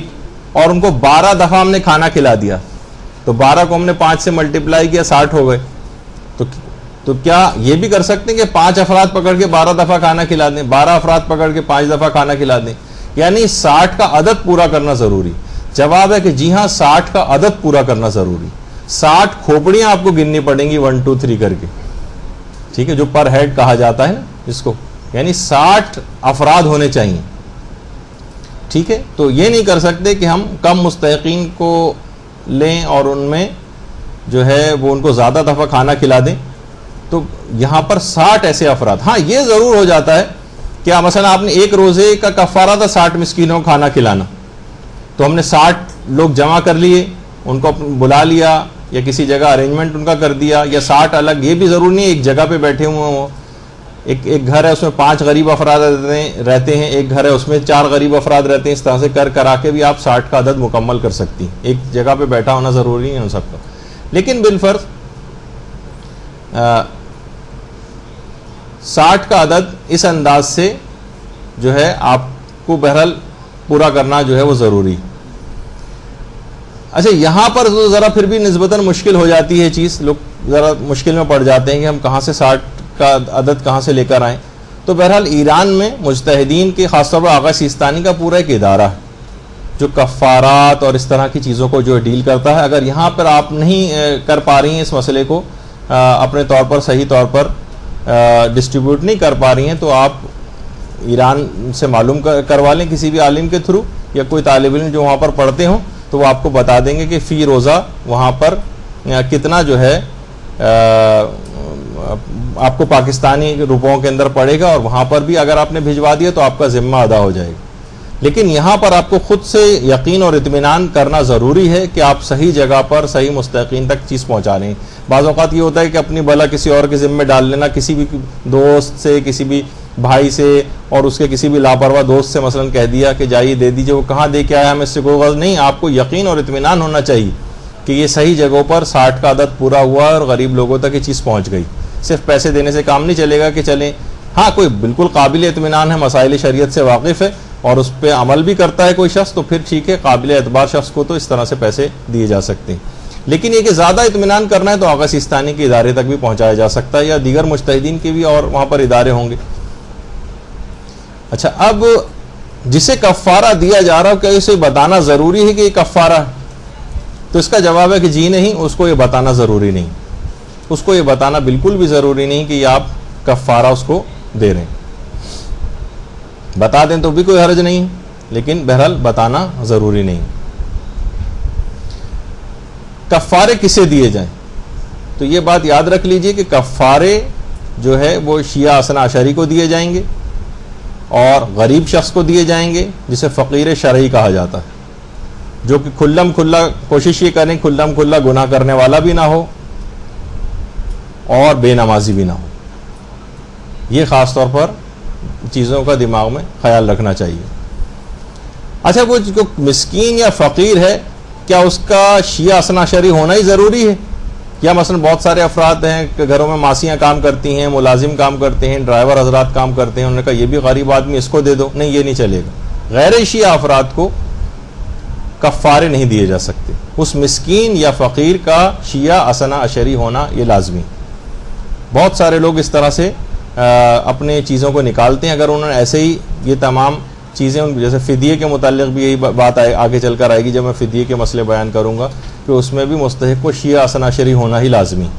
لیکن اگر کوئی شخص ایسا نہیں کر رہا ہے اور اس نے پچھلی غلطیاں ایسی کر دی ہیں تو یہ نہیں کہ جو ہو گیا سو ہو گیا, اب آئندہ خیال رکھے. نہیں, ایسا نہیں. وہ ابھی تک مقروض رہے گا ان شیعہ مستحقین افراد کا, اور وہ جو غلطی کر دی ٹھیک ہے وہ صدقہ ہو گیا, چیریٹی ہو گئی, لیکن اسے کفارے ابھی بھی نہیں اترے. اس کو چاہیے کہ ان تمام کفاروں کو دوبارہ نکالے.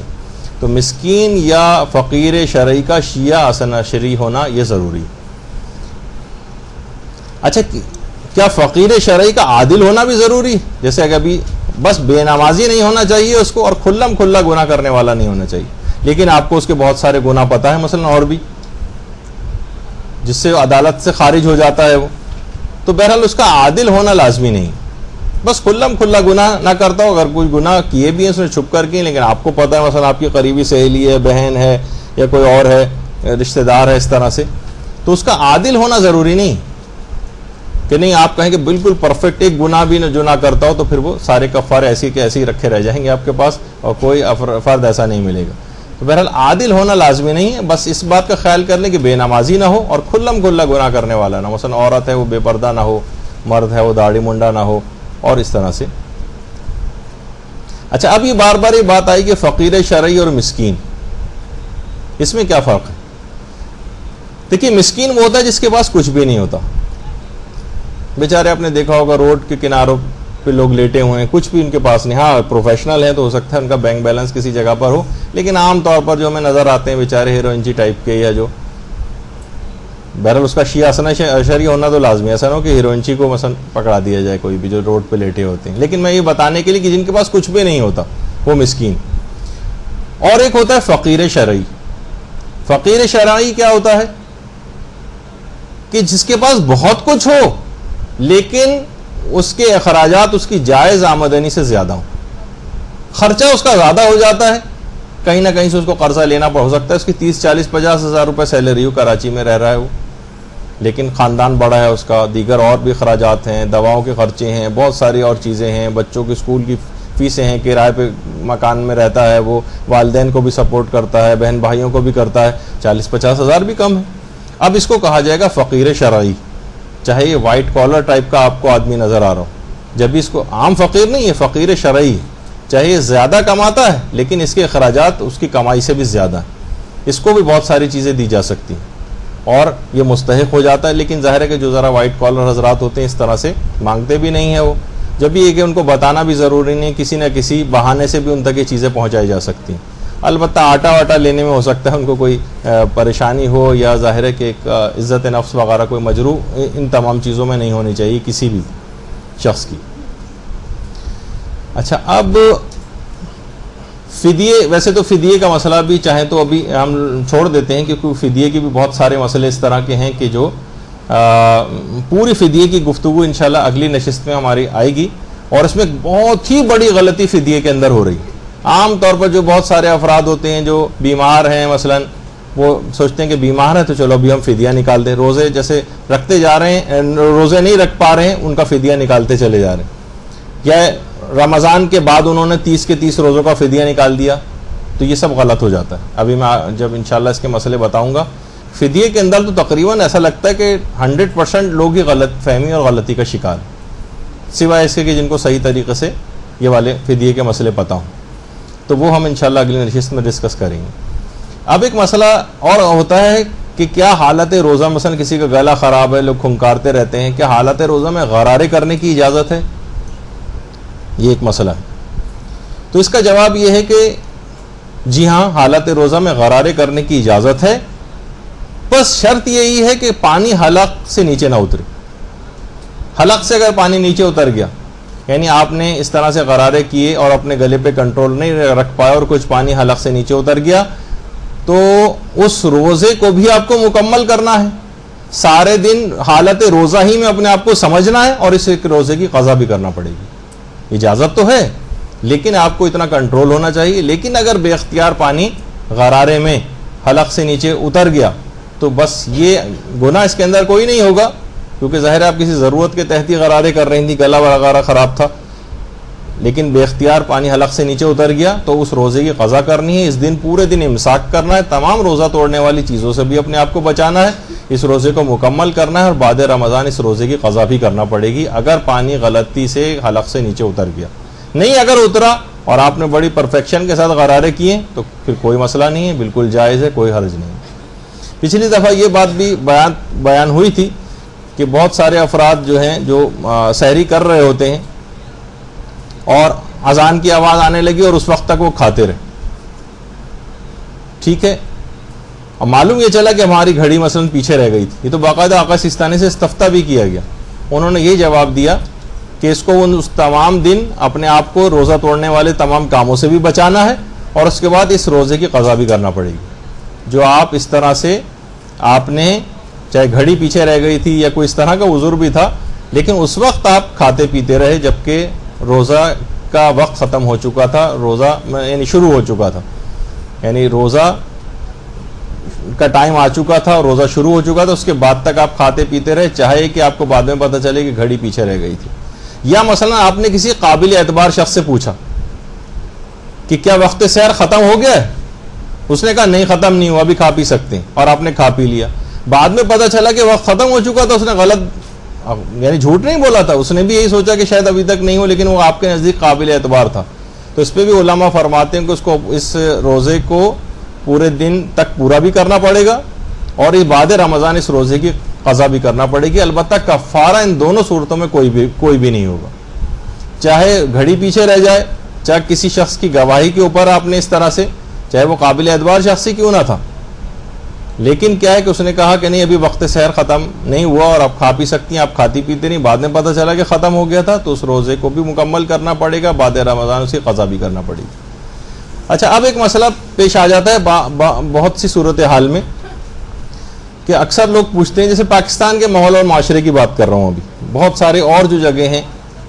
کہ جہاں تقیہ وغیرہ کے مسئلے آ جاتے ہیں، ابھی فی الحال وہ ڈسکس نہیں کر رہے، کہ اہل سنت کے ساتھ افطار کرنا پڑ جاتا ہے یا کچھ ایسی غیر شیعہ افراد کے ساتھ افطار کرنا پڑ جاتا ہے، تو کیا کوئی حل ہے کہ ہم ان کے ساتھ افطار کر سکیں؟ تو اس کا جواب یہ ہے کہ اس کا کوئی حل نہیں، فی الحال اس کا کوئی حل نہیں، یعنی ان کے آپ کو اتنی تاخیر ہی کرنا پڑے گی، جب آپ کا وقت آ جائے گا اس کے بعد آپ افطار کریں۔ بہت سارے افراد جو اس طرح سے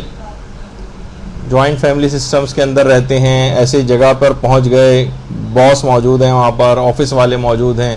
اب اتنی دیر تک 10-12 منٹ تک اگر ہم انتظار کریں تو بعض اوقات عجیب سا لگ رہا ہوتا ہے، لیکن بہرحال یہ کہ آپ کو احتیاط ہی کرنا ہے، فی الحال ایسا کوئی مسئلہ ہے نہیں۔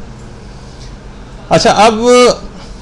بہت سے افراد یہ بھی پوچھتے ہیں کہ اگر بہت اچھے کھانے وغیرہ پک رہے ہیں گھر میں اور افطار کے اندر، تو بعض اوقات منہ میں پانی بھر آتا ہے، منہ میں پانی بھرا ہے تو کیا اگر ہم اس پانی کو نگل جائیں تو اس سے روزے پر کوئی فرق پڑتا ہے؟ تو اس کا جواب ہے کہ نہیں، اس سے کوئی فرق نہیں پڑتا۔ منہ میں جو پانی بھر آتا ہے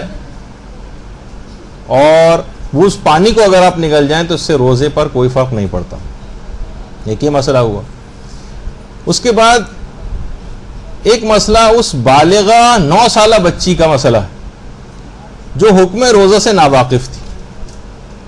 اور اس کے والدین نے اس کو روزے نہیں رکھوائے۔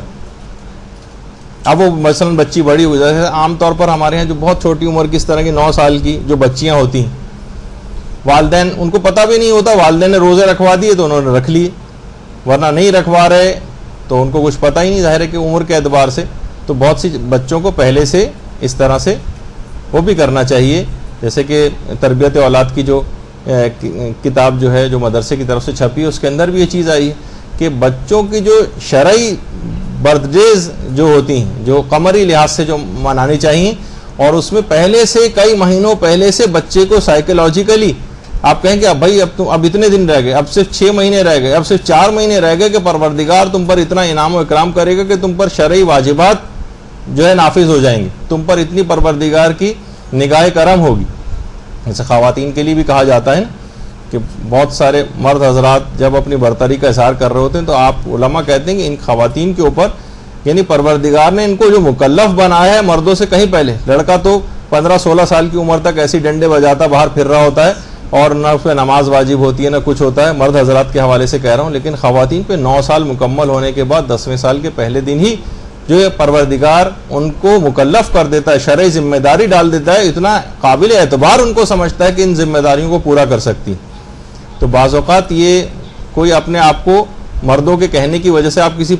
ذہنی پستی کا شکار نہ ہو. آپ کی اپنی ایک عظمت ہے پروردگار کی نگاہ میں جو آپ کو عمر کے اعتبار سے اس انداز سے کہ وہ آپ مسلح پر 9-10 سال کی بچی نظر آتی جبکہ 15-16 سال کا لڑکا کیلنڈروں کی طرح سے باہر آورا گردی کر رہا ہوتا ہے بعض اوقات. تو بہرحال تو ایسی بچی جو 9 سال کی ہو چکی اور وہ حکم روزہ سے بھی ناواقف ہے اور والدین حضرات جو نے اس کو روزے نہیں بھی رکھوائے، تو کیا اس بچی کو قضا اور کفارہ دونوں انجام دینے پڑیں گے؟ تو اس کا جواب ہے کہ صرف جب بعد میں جب اس کو اتنی سمجھ آ گئی، اس نے روزے رکھنے شروع کر دیے، تو یہ کیلکولیشن کرے گی اور جو روزے اس نے بلوغ کے بعد نہیں رکھے فقط ان کی قضا انجام دینی ہے، کفارہ اس کے اوپر کوئی بھی نہیں آئے گا. البتہ والدین اس لحاظ سے جو مزاحم ہوئے ہیں، بعض اوقات 9-10 سال کی جو عمر کے لحاظ سے بالغ ہو چکی ہیں بچیاں اور وہ روزہ رکھنا چاہتی ہیں تو مزاحم ہو جاتے ہیں، خاندان والے آ جاتے ہیں اور صورت میں لعنت ملامت کرتے ہیں والدین کو، کیوں اتنی چھوٹی سی بچی کو مصیبت میں ڈال دیا اور روزہ رکھوا دیا. یعنی پروردگار عالم گویا ان چیزوں سے مصلحتوں سے واقف نہیں، ہم زیادہ اس بچی کی مصلحت سمجھتے ہیں کہ یہ جسمانی اعتبار سے اس قابل نہیں کہ روزہ رکھ سکے، معاذ اللہ. تو بہرحال اس میں یہ مسئلہ یہ ہوا کہ اگر کبھی ایسا موقع پیش آ جائے تو اس بچی کو فقط قضا انجام دینا پڑے گی، کفارہ اس کے اوپر کوئی بھی نہیں ہوگا. اچھا، اب اس کے بعد ایک مسئلہ اور اس میں بیان کر دیا جائے کہ اگر کسی شخص پر خود اپنے ماہ رمضان کے قضا روزے باقی ہوں. دیکھیں ہم متفرق روزوں کے مسئلے ڈسکس کر رہے ہیں کیونکہ عمومی زندگی میں چیزیں پیش آتی ہیں کہ رمضان کے قضا روزے آپ پر واجب تھے. اچھا، اگر کوئی شخص جس پر اپنے قضا رمضان کے روزے واجب ہوں، کیا وہ کسی مرحوم کے لیے روزے رکھ سکتا ہے؟ چاہے اجارے پر رکھے چاہے تبرعاً رکھے. اجارے پر یعنی ہم نے پیسے لے کے کسی مرحوم کے لیے روزے رکھنے شروع کر دیے. بہت سے غریب افراد ہوتے ہیں، ان کا گزر بسر اسی کے اوپر ہو رہی ہوتی، اجارے پر روزے رکھتے ہیں. بہت سے طالب علم اجارے پر روزے رکھتے ہیں جو مالی اعتبار سے دینی تعلیم حاصل کر رہے ہیں لیکن مالی اعتبار سے اپنے آپ کو اس قابل نہیں پاتے ہیں کہ اپنے اخراجات جو ہے مکمل طور پر اٹھا سکیں، تو ایسے وسائل نہیں ہوتے ان کے پاس، تو پھر اجارے کے اوپر روزے رکھتے ہیں، اجارے پر نمازیں پڑھتے ہیں. یعنی پیسے لے کے روزہ رکھنا اور نماز پڑھنا مرحومین کے. تو ایک تو چیز یہ ہو گئی. یا تبرعاً ہم رکھ رہے ہیں، مثلا کسی کے بھائی کا انتقال ہو گیا، کسی کے والد کا انتقال ہو گیا اور وہ بڑا بیٹا نہیں ہے، مثلا بڑے بیٹے پہ تو واجب ہو جاتا ہے. ابھی مسئلہ بھی آئے گا شاید خواتین کے اعتبار سے بھی کہ خواتین کے اوپر بھی واجب ہو سکتی ہیں چیزیں کچھ مراجع کے نزدیک. اپنے مرحوم والدین کے روزے رکھنے سے متعلق خواتین پر بھی حکم آ سکتا ہے. ابھی میں جب اختلاف مراجع بتاؤں گا تو اس وقت یہ چیز آئے گی. یا ہم ویسے ہی ہمارا دل چاہ رہا ہے کہ ہمارے اوپر واجب تو نہیں لیکن ہم پھر بھی ہم چاہ رہے ہیں کہ اپنے مرحوم بھائی کا، اپنے مرحوم والد کا، اپنے کسی اور مرحوم رشتہ دار کا روزہ اس کی طرف سے رکھ لیں، جبکہ ہم پر اپنے قضا روزے بھی باقی ہیں. تو کیا اس کو اجازت ہے کہ بھائی تمہارے اوپر تو اپنے قضا روزے باقی تھے، تم دوسروں کے روزے کہاں رکھنے چلے ہو؟ یا اسلام منع کر دے کہ نہیں تمہارا وہ روزہ قابل قبول نہیں؟ تو اس کا جواب یہ ہے کہ ایسا شخص اجارے پر روزے بھی رکھ سکتا ہے اور ایسا شخص تبرعاً بھی روزے رکھ سکتا ہے. یعنی خود سے آگے بڑھ کر اس پہ واجب نہیں تھی چیز لیکن دل چاہ رہا ہے کہ ہم اپنے مرحوم فلاں رشتہ دار کے لیے روزہ رکھیں. تو اگر کسی شخص پر اپنا قضا رمضان کا روزہ باقی بھی ہو تب بھی یہ اجارے کے روزے بھی رکھ سکتا ہے اور تبرعاً روزے بھی رکھ سکتا ہے. یعنی کسی اور کی طرف سے بھی اس طرح سے رکھ سکتا ہے بغیر پیسے لیے بھی جو روزے رکھے جاتے ہیں. حتیٰ کہ مکروہ بھی نہیں ہے اس کے لیے کہ بھائی تمہارے لیے مکروہ ہے پہلے تم اپنے روزے اتارو پھر دوسروں کے روزے رکھنا، لیکن کہا اسلام نے کہ نہیں تمہیں پوری اجازت. اچھا، اب جو ہم واجب قضا روزے اپنے اتاریں گے، مثلا ہم پہ 25-30 روزے ہیں، تو کیا اس مثلا رمضان پچھلے رمضان کے کسی کے اوپر اتنے سارے روزے ہیں تو کوئی اس نے پہلا روزہ چھوڑ دیا، اس کے بعد 5واں روزہ چھوڑ دیا، اس کے بعد 7واں روزہ چھوڑ دیا، اس کے بعد مثلا 15واں روزہ چھوڑ دیا، تو کیا ان روزوں میں نیت کے اعتبار سے کوئی ترتیب ضروری ہے کہ ہم نیت کریں گے پہلے رمضان کا روزہ ہے، یہ تیسرے رمضان کا روزہ ہے، یا 5ویں رمضان کا قضا روزہ میں رکھ رہا ہوں، یہ 15ویں رمضان کا قضا روزہ میں رکھ رہا ہوں، کیا یہ مجھ پر واجب ہے؟ جواب ہے کہ نہیں، یہ بھی واجب نہیں۔ روزوں میں اس اعتبار سے کوئی نمبروں کی ترتیب جو ہے واجب نہیں کہ کون سا والا روزہ آپ رکھ رہے ہیں،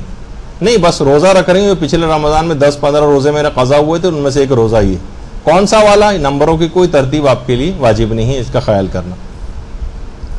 اچھا، پھر ایک مسئلہ یہ بھی آتا ہے کہ اگر کوئی شخص حالت سفر میں مر جائے، حالت سفر میں، تو کیا ورثاء کے لیے سفر کے ایام کی قضا کروانا ضروری ہے؟ مثلا وہ سفر میں تھا، سفر میں جو روزے قضا ہوتے ہیں یہ تو عذر شرعی بہرحال اس کے پاس تھا، وہ زندہ ہوتا تو اپنے ان روزوں کی قضا کرتا،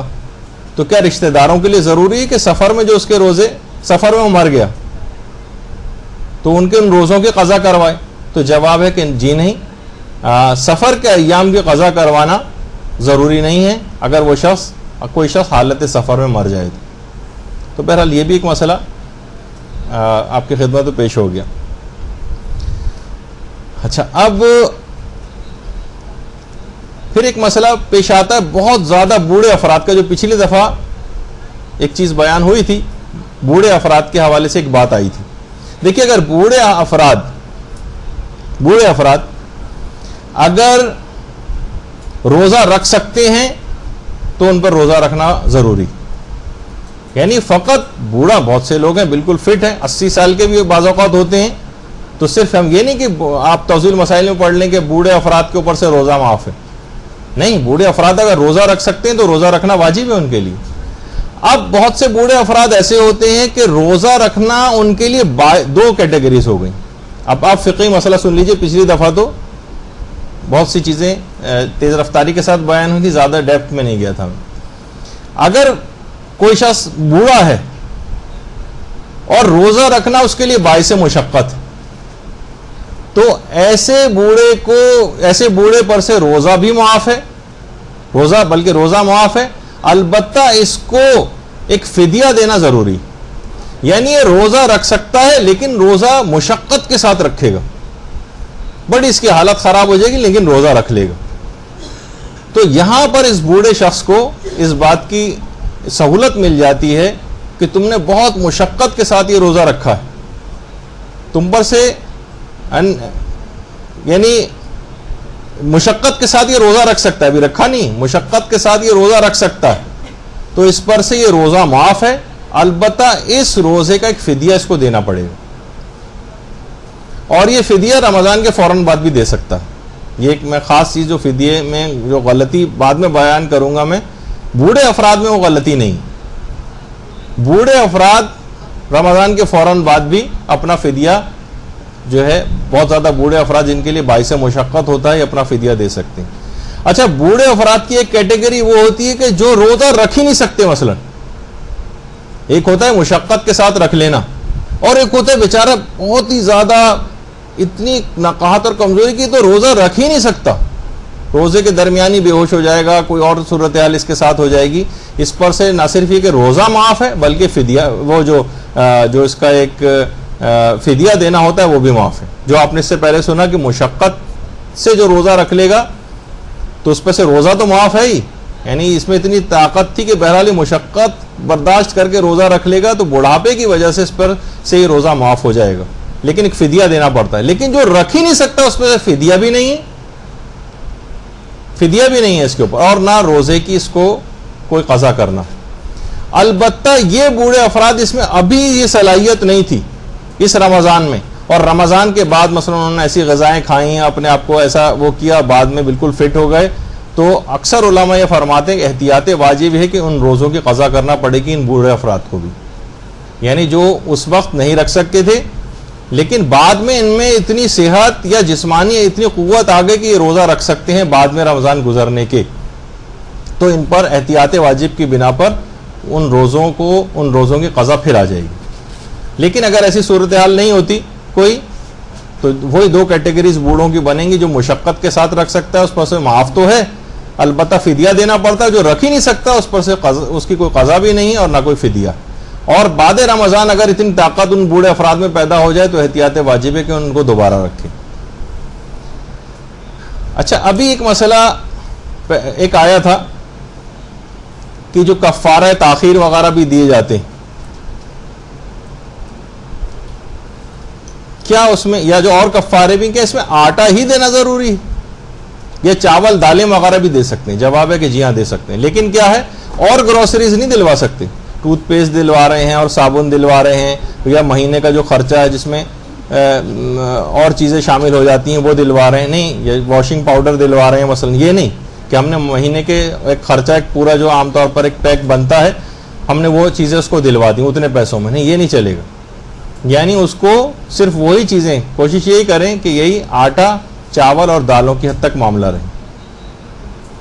اچھا, پھر ایک سوال یہ بھی ہوتا ہے, اب اس کی بہت زیادہ ڈیٹیل میں تو نہیں جاؤں گا, الگ سے کسی کو اگر یہ کام کروانا ہے تو وہ پوچھ سکتا ہے کہ کیا روٹی کو بطور کفارہ دیا جا سکتا ہے؟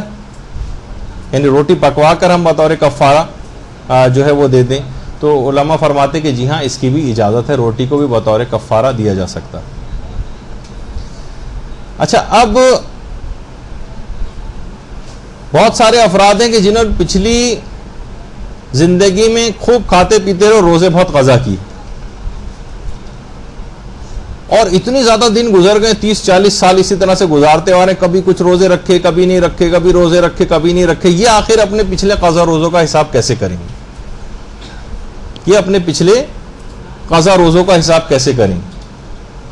تو علماء یہ فرماتے ہیں اس سلسلے میں کہ کم سے کم روزوں کا حساب کریں, کہ کم سے کم اتنے جس میں ان کے دلی اطمینان ہو جائے کہ کم سے کم اتنے تو مجھ پر واجب ہوں گے ہی, اتنے تو میں نے قضا کیے ہی کیے ہوں گے. ایک ہوتا ہے زیادہ سے زیادہ فگر کہ نہیں مجھے یہ لگ رہا ہے کہ میں نے مثلا 300 روزے قضا کی, زیادہ سے زیادہ اتنے, لیکن کم سے کم 200 تو کیے ہی کیے, تو اب اس پر واجب ہو جائے گا کہ ان 200 روزوں کی قضا کرے, اور کفارے الگ ہوں گے وہ تو ظاہر الگ سے ایک پینلٹی دینا پڑتی. تو یہ اتنا آسان مسئلہ نہیں کہ جب یہ ساری زندگی کس طرح سے چڑھتے جاتے ہیں, اور جب انسان حساب کتاب کرنا شروع کرتا ہے تو واقعی پھر وہ بڑا پریشان ہوتا ہے. تو کیسے حساب کریں؟ دیانت داری کے ساتھ, اپنے اور خدا کے درمیان آپ کے معاملہ ہے. آپ پوری دیانت داری سے اس بات کو کیلکولیٹ کریں کہ کتنے آپ جو ہے آپ پر روزے چھوٹے ہوں گے, کتنے کم سے کم. تو کم سے کم روزوں کا شریعت نے کہ جس پہ آپ کو اطمینان ہو جائے کہ اتنے تو روزے میں نے نہیں رکھے ہیں, یہ تو مجھے اطمینان, تو بس اتنے روزوں کی آپ کو قضا کرنی ہے, اس میں زیادہ سے زیادہ روزوں کی طرف نہیں جانا. تو یعنی زیادہ والی فکر کو آپ کو چھوڑ دینے کا اسلام نے ایک بہرحال ایک سہولت دی ہے, لیکن کم سے کم اتنے روزے تو رکھنے پڑیں گے. اچھا, پھر ایک مسئلہ یہ بھی آتا ہے کہ اگر کوئی مومن کوئی دعوت دے, تو آپ نے اس سے پہلے سنا تھا کہ مستحبی روزہ توڑا جا سکتا ہے, بلکہ مستحب ہے کہ مومن اگر خوش ہو رہا ہو آپ کی دعوت کو قبول کرنے سے, وہ آپ کا روزہ کھلوانا چاہ رہا ہے. بہت سے افراد ریزسٹ کرتے ہیں ذرا کہ نہیں ہمیں روزہ مکمل ہی کرنے دو, جبکہ زیادہ ثواب مومن کی دعوت پر افطار کرنے کا, بلکہ اس میں کئی ثواب ملتے ہیں. ایک تو اس میں ایک ثواب وہ بھی ہوتا ہے کہ مومن کے دل کو خوش کرنے کا بھی اس کو ثواب مل جاتا ہے. روزے کو پورا کرنے میں ثواب کم ہے, اور سمجھے مومن کی دعوت پر مستحب روزے کے افطار کرنے میں ثواب زیادہ ہے. اچھا, کیا ہم یہ کر سکتے ہیں کہ مثلا ہم افطار کرانے میں ہم مثلا کوئی سگریٹ پینے والا دوست ہے, ہم نے سگریٹ سور لگائی, اس کو دے دی کہ لو میری طرف سے افطار, یا ہم نے ایک شاہی سپاری جو نکالی اس کو مثلا دے دی کہ لو اس سے افطار کرو. تو علماء یہاں پر یہ بات بیان فرماتے ہیں, بہت سے استفتات کے اندر یہ چیز آئی ہے کہ فقط صرف اتنی ایسی چیز سے افطار کرانا یہ معتبر نہیں ہے روزہ توڑنے کے لیے. کھانے کی دعوت ہونا یہ معتبر ہے, کھانے کی دعوت, یعنی مذکورہ چیزیں کافی نہیں ہے. جس طرح کی چھوٹی, صرف ایک گلاس پانی کا دے دیا, ایک کھجور لا کے پکڑا دی, یا مثلا جیسے میں نے کہا سگریٹ پکڑا دی اس کو لا کے, ایک ٹافی دے دی مثلا کہ لو اس سے افطار کرو, اس کے بعد ہم چلتے بنے کہ ہمیں تو ثواب مل گیا. یعنی کھانے کی دعوت ہونا چاہیے. تو بہرحال یہ دماغ میں رہے کہ استفتات کے اندر علماء نے یہ بات نقل کی. اچھا, اب ایک مسئلہ بہت زیادہ پیش آ جاتا ہے, اور وہ ہے بے روزے دار شخص کو کھانا دینے کا مسئلہ. گھروں میں بہت سارے افراد اس طرح کے ہوتے ہیں کہ جو روزے نہیں رکھ رہے ہیں, نافرمانی کرتے ہوئے روزے نہیں رکھ رہے ہیں, ہاں کسی کو عذر شرعی ہے، عذر شرعی ہے، مثلا کوئی شخص بیمار ہے، یہ عذر شرعی ہے اس کے پاس، اس کو کھانا دیا جا سکتا ہے ماہ رمضان. مسافر ہے، ہمارے پاس دوسرے شہر سے آیا ہے کوئی رشتہ دار اور 10 روز سے کم کا اس کا سفر ہے، 3-4 دن بعد چلا جائے گا، اس پہ روزہ نہیں، اس کو ہم روزہ اس کو دے سکتے ہیں کھانا. یا مثلا کوئی عورت ماہانہ نجاست کے عالم میں ہے، اس کے پاس عذر شرعی، اس کو بھی کھانا دیا جا سکتا ہے. تو جو بے روزے دار لیکن اشخاص ہیں ان کو کھانا دینا جائز نہیں. مثلا شوہر ہے کسی عورت کا اور وہ روزے نہیں رکھتا ہے، وہ کھانا پکا کے ٹرے سجا کے اس کے سامنے لے کر آئے، یہ حرام ہو جائے گا جی. اور اسی طرح سے کوئی مثلا مزدور گھر پہ آتے ہیں، کام کرتے ہیں، وہ آ کے کہتے ہیں ذرا باجی پانی دے دیجئے، روزہ نہیں رکھا ہوا انہوں نے. یا مثلا گھروں میں کام کرنے والی ماسیاں ہوتی ہیں، روزے سے نہیں ہیں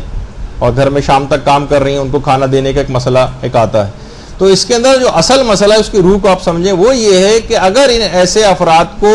کھانا دینے سے حتیٰ کہ ماہ رمضان شمار ہوتی، ماہ رمضان کا احترام مجروح ہوتا، تو پھر ان کو کھانا دینا جائز نہیں. اس کو بے حرمتی سمجھا جائے گا اس مہینے کی. ایسے افراد کو کھانا دینے کی اجازت نہیں، کھانا دینے کی اجازت نہیں. اور ہاں البتہ بہت سے ایسے جیسے غیر مسلم ممالک ہیں، بہت سے لوگوں نے سوال بھی کیا کہ بھئی ہم تو کافر ممالک میں ہیں اور مثلا کسی ریسٹورنٹ میں کام کرتے ہیں اور وہاں پر کھانا سرو کرنا ہی ہماری ذمہ داری ہے، تو وہاں پر تو ظاہر ہے کہ نان مسلم ہے سارے وہ، تو وہاں پر کیونکہ اس مہینے کی حد تک اور بے حرمتی نہیں سمجھی جائے گی، تو لہٰذا وہاں پر یہ کام جائز. لیکن مسلمان علاقوں میں ایسے افراد کے لیے جو ویسے ہٹے کٹے ہیں اور کوئی عذر شرعی ان کے پاس نہیں ہے، ان کو کھانا دینا یہ جائز نہیں. کھانا دینا انہوں نے کہا کہ پانی پلا دیجیے، آپ نے پانی لے جا کے ان کو دے دیا، وہ پانی پی رہے ہیں، نہیں یہ جائز نہیں. بلکہ ایک مسئلہ تو ایک خاتون نے آقا سیستانی سے بھی پوچھا کہ میرا شوہر روزے نہیں رکھتا اور کھانا نہیں دوں تو مارتا ہے، مجبور کرتا ہے، برا بھلا کہتا ہے، بعض اوقات طلاق کی دھمکی بھی دینے لگتا ہے. ایک مسئلہ ہے، باقاعدہ استفتاء پوچھا گیا، تو میں کیا کروں. آقا سیستانی دیکھیے بہت سارے شوہر اس طرح کے ہوتے ہیں کہ جناب وہ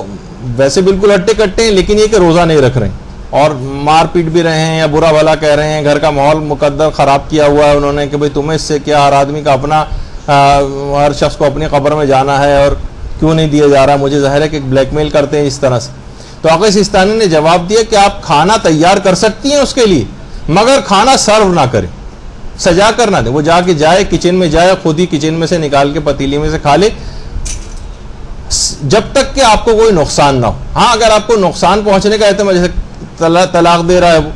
مار پیٹ رہا ہے، بہت زیادہ برا بھلا کہہ رہا ہے، بہت یعنی آپ کی زندگی مشقت میں آ رہی ہے اس وجہ سے، تو پھر آپ صرف بھی کر سکتی ہیں،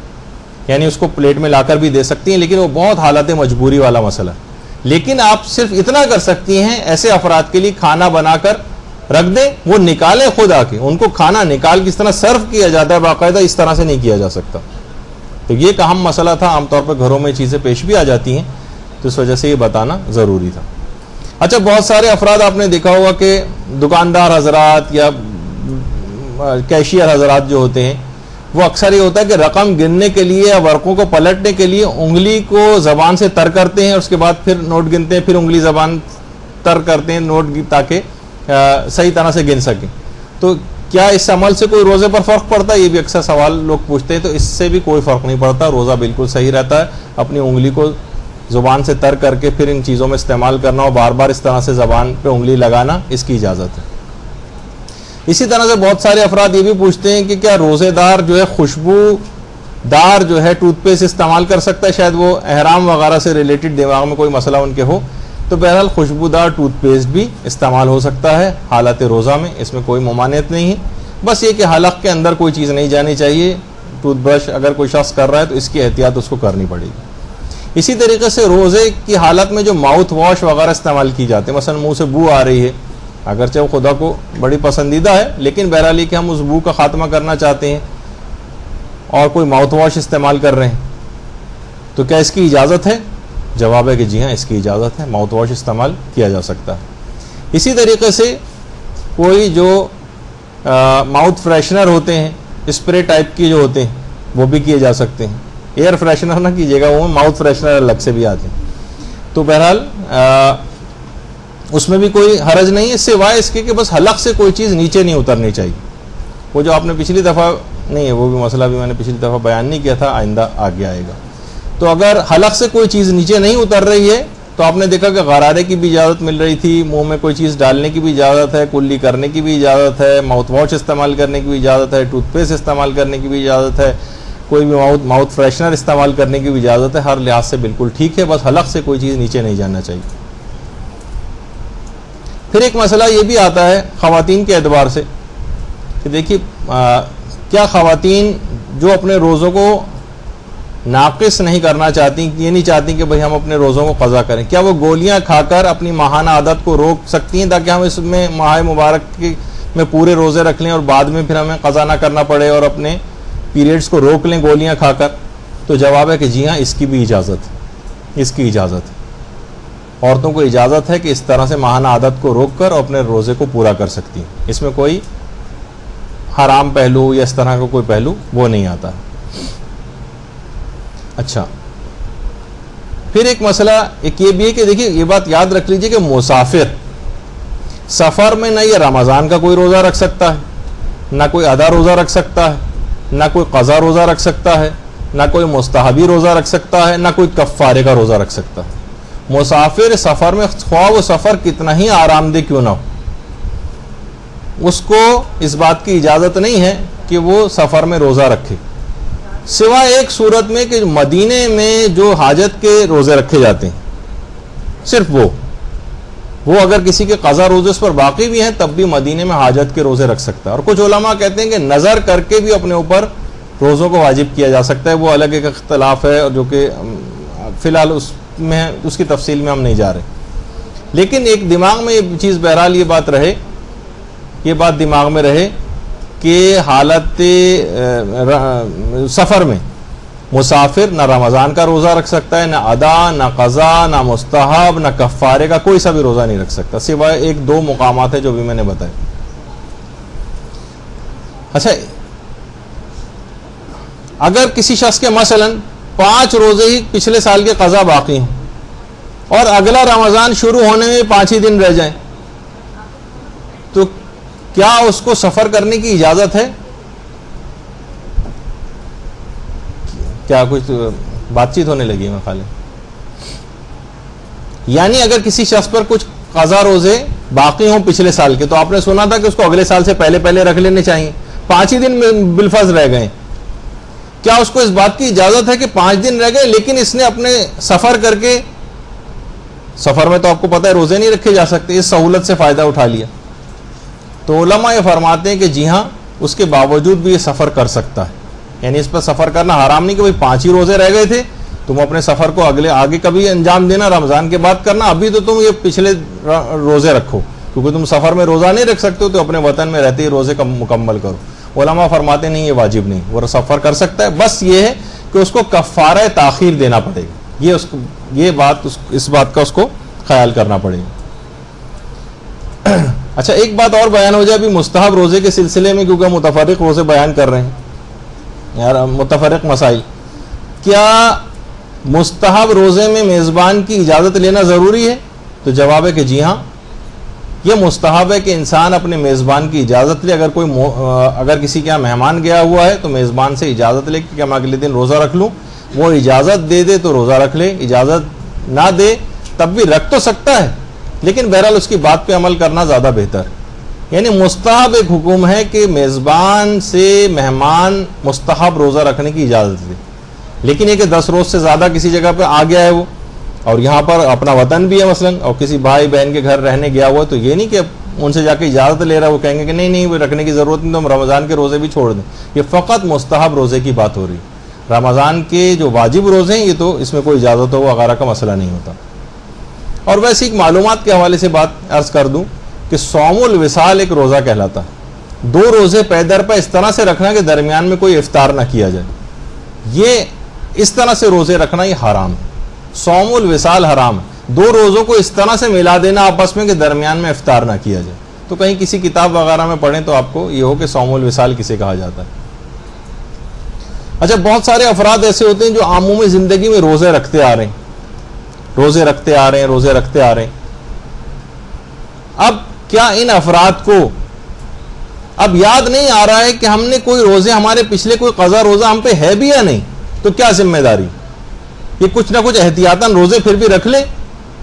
تو علماء یہ فرماتے ہیں کہ نہیں، اس کی کوئی ذمہ داری نہیں. یہ سمجھے کہ میرے ذمہ کوئی بھی قضا روزہ نہیں. قضا روزہ یقینی طور پر اسے پتا ہو کہ کوئی قضا روزہ ہے تو پھر تو نیت کر لے قضا روزے کی. لیکن اگر اس کو یاد نہیں آ رہا کہ پتہ نہیں میرا کوئی روزہ قضا بھی ہے بھی یا نہیں، یا میں نے سب رکھ لی، تو پھر وہ یہ سمجھے کہ مجھ پر کوئی بھی قضا روزہ نہیں ہے اور وہ مستحبی روزے کی بھی نیت کر سکتا ہے. یعنی اب اس کی کوئی ذمہ داری نہیں. جس شخص کو شک ہو کہ پتہ نہیں میرے ذمے کوئی قضا روزہ باقی بھی ہے یا نہیں. اچھا اب ایک مسئلہ ایک اور پیش آتا ہے، اور وہ ہے سگریٹ کا مسئلہ. سارے مجتہدین کے نزدیک احتیاط واجب کی بنا پر سگریٹ کا پینا یہ حرام ہے اور یہ روزے کو باطل کر دیتا ہے. اور اسی طرح سے یہی دھواں جو کثیف دھواں سگریٹ کا یا اس میں سے نکل رہا ہوتا ہے بسوں وغیرہ میں سے، اس کو کوئی جان بوجھ کر اپنے اندر انہیل کر لے تو اس کا بھی روزہ باطل ہو جاتا ہے احتیاط واجب کی بنا پر. اور کوئی مجتہد ابھی تک ایسا نہیں گزرا کہ جس کی تقلید کرنا صحیح ہو اور وہ سگریٹ کو پینے کو جائز قرار دیتا ہو حالت روزہ میں. اچھا پھر ایک مسئلہ یہ بھی آتا ہے کہ اگر کوئی عورت پردہ نہ کرے تو کیا اس کے روزے صحیح شمار ہوتے ہیں؟ یہ بہت سے خواتین سوالات پوچھتی ہیں. تو اگر کوئی عورت بے پردہ بھی ہو یا اس کا پردہ نامکمل ہو تو اسے امر بالمعروف کیا جائے گا، نہی عن المنکر کیا جائے گا، لیکن بہرحال اس کا روزہ صحیح ہے، اس کو بعد رمضان ان روزوں کی کوئی قضا نہیں کرنا. ٹھیک ہے تم گناہگار تھیں، تمہیں روزے کا ثواب نہیں ملے گا، تم روزے کی روح کو نہیں سمجھی، لیکن قضا کوئی نہیں کر رہی، وہ روزہ صحیح رہے گا. ایک تو یہ مسئلہ ہو. کیا حالت روزہ میں لپسٹک وغیرہ استعمال کی جا سکتی ہے؟ تو جواب ہے کہ اگر ظاہر ہے کہ پردے وغیرہ کوئی مسئلہ نہیں ہو، نامحرم سے جو اپنی زینتوں کو چھپانے کا جو مسئلہ ہوتا ہے وہ والا مسئلہ نہیں، گھر میں ہیں لگا رہے ہیں، اپنے شوہر کے سامنے لگا رہے ہیں، اپنے محرم رشتہ داروں کے سامنے لگا رہے ہیں، تو اس سے روزے پر کوئی فرق نہیں پڑتا. البتہ میک اپ کر کے اور باہر نامحرموں کے سامنے جانا وہ آپ کے روزے کے ثواب کو ختم کروا دے گا، وہ اپنی جگہ ایک معاملہ ہے. لیکن بہرحال اس سے روزے کے باطل ہونے کا کوئی تعلق نہیں ہے لپسٹک وغیرہ لگانے سے. اچھا ایک بات اور بیان ہو جائے، پچھلی دفعہ بھی بات ہوئی تھی کہ وہ خواتین کی جن کے ہاں بچے کی پیدائش ہونے والی ہوتی اور ان کو ڈاکٹر بعض اوقات منع کرتے ہیں اور ویلڈ ریزن ہوتا کہ نہیں بھائی آپ کے لیے نقصان دہ روزہ رکھنا. ایک تو وہ ہے جو پچھلی دفعہ میں نے بتایا تھا مسئلہ کہ بھائی بہت سی خواتین جو بالکل خیال نہیں کر رہی ہوتی ہیں اور لاپرواہی میں خوب کھا پی بھی رہی ہوتی ہیں اور پھر بھی کہہ رہی ہیں کہ نہیں بچے کے لیے روزہ رکھنا صحیح نہیں. تو یہ کہاں سے صحیح نہیں؟ بالکل صحیح ہے، بلکہ زیادہ اچھے اثرات اس کے اوپر ہوں گے. لیکن بالفرض واقعی کوئی ایسی میڈیکل ریزن ہے کہ ڈاکٹرز بھی منع کر رہے ہیں اور واقعی اس کے ساتھ ایسا مسئلہ ہے کہ بچے کے لیے نقصان دہ، تو ایسی عورت، حاملہ عورت کو اس روزے کی قضا بھی کرنا ہے اور اس کو فی روزہ فدیہ بھی دینا پڑے گا. فدیہ بھی دینا ہے، یعنی دونوں چیزیں اس کو کرنا پڑیں گی. اور اس کو اور یہ رمضان کے فوراً بعد بھی دے سکتی، اس کو بھی اس بات کی اجازت ہے. جو غلطی میں نے کہا تھا نا فدیے کے سلسلے میں بہت زیادہ ہو رہی ہے، وہ جو میں بتا کے ہی نہیں دے رہا ہوں آپ کو کہ کیا غلطی ہو رہی ہے، کیونکہ وہ الگ اس موضوع پر ایک گفتگو آئے گی. لیکن یہاں اس کی ایک ایکسیپشن ہے. بہت زیادہ بوڑھے افراد میں تھی کہ ان کو فوراً بعد رمضان دے سکتے ہیں وہ. اسی طرح سے حاملہ عورتیں بھی فوراً بعد رمضان وہ فدیہ نکال سکتی ہیں. قضا کرنی ہے اور فدیہ الگ سے دینا. یا اسی طریقے سے البتہ کفارہ وغیرہ کوئی نہیں، صرف قضا جو ہے وہ انجام دینا. ہاں اس کے بعد جو بچوں کو دودھ پلاتی ہیں اور اس کی وجہ سے واقعی سیریس معاملہ ایسا ہے کہ بچے کو جو ہے فیڈ صحیح طور پر نہیں کرا سکیں گی، اس کی خوراک بچے کی کم ہو جائے گی، اور اس کے علاوہ کوئی اور طریقہ بھی نہ ہو. باقاعدہ آقا سیستانی نے تو اپنی توضیح المسائل میں لفظ فیڈر بھی استعمال کیا کہ بچے کو اگر فیڈر پلا کے اس کی کمی پوری کی جا سکتی ہے غذا کی، تب بھی اس عورت کو روزہ رکھنا پڑے گا. ہاں ایسے علاقے ہیں بہت سے کہ ایسا کوئی ڈبے کے دودھ کا بھی انتظام نہیں ہے، کوئی اور دودھ کا بھی انتظام نہیں ہے، بچہ بھوکا رہ رہا ہے اور اس کا ماں جو ہے اس کی غذائیت بھی مثلا صحیح نہیں ہے اور بچے کے لیے دودھ اور خوراک کم ہوتی چلی جا رہی ہے، تو پھر ایسی عورت کے اوپر سے روزہ معاف ہو جاتا ہے ایسی کنڈیشن میں، اور یہ چاہے تو یہ روزہ نہ رکھے. تو بہرحال یہ کہ وہ سیریس والی بات ہونی چاہیے، ایسا نہیں ہے کہ لاپرواہی والی جو ایک صورتحال ہوتی. جیسے کہ انہوں نے کہا کہ اگر وہ فیڈر پلا کے کوئی اور بیرونی ذرائع سے بچے کی خوراک کو پورا کر سکتی ہے، تب بھی اس عورت کے لیے روزہ رکھنا ضروری ہو جائے گا. تو بہرحال یہ ایک دماغ میں ایک چیز رہے. اچھا، اسی طرح سے ایک بات اور بیان کر دی جائے کہ آپ نے اگر کسی شخص کو پتہ ہی نہیں تھا کہ میں قضا روزہ مجھ پر ہیں اور میں مستحب روزے نہیں رکھ سکتا ہوں، یہ تو اسے یہ پتہ تھا کہ مجھ پر قضا روزے ہیں، لیکن یہ پتہ نہیں تھا کہ جس پر قضا روزے ہوں مستحب روزہ نہیں رکھ سکتا. تو دن میں کسی وقت اس کو کسی نے بتایا کہ بھائی تمہارا تو قضا روزے ہی تم پر باقی ہیں، تم نے مستحب روزہ کہاں رکھا ہوا ہے؟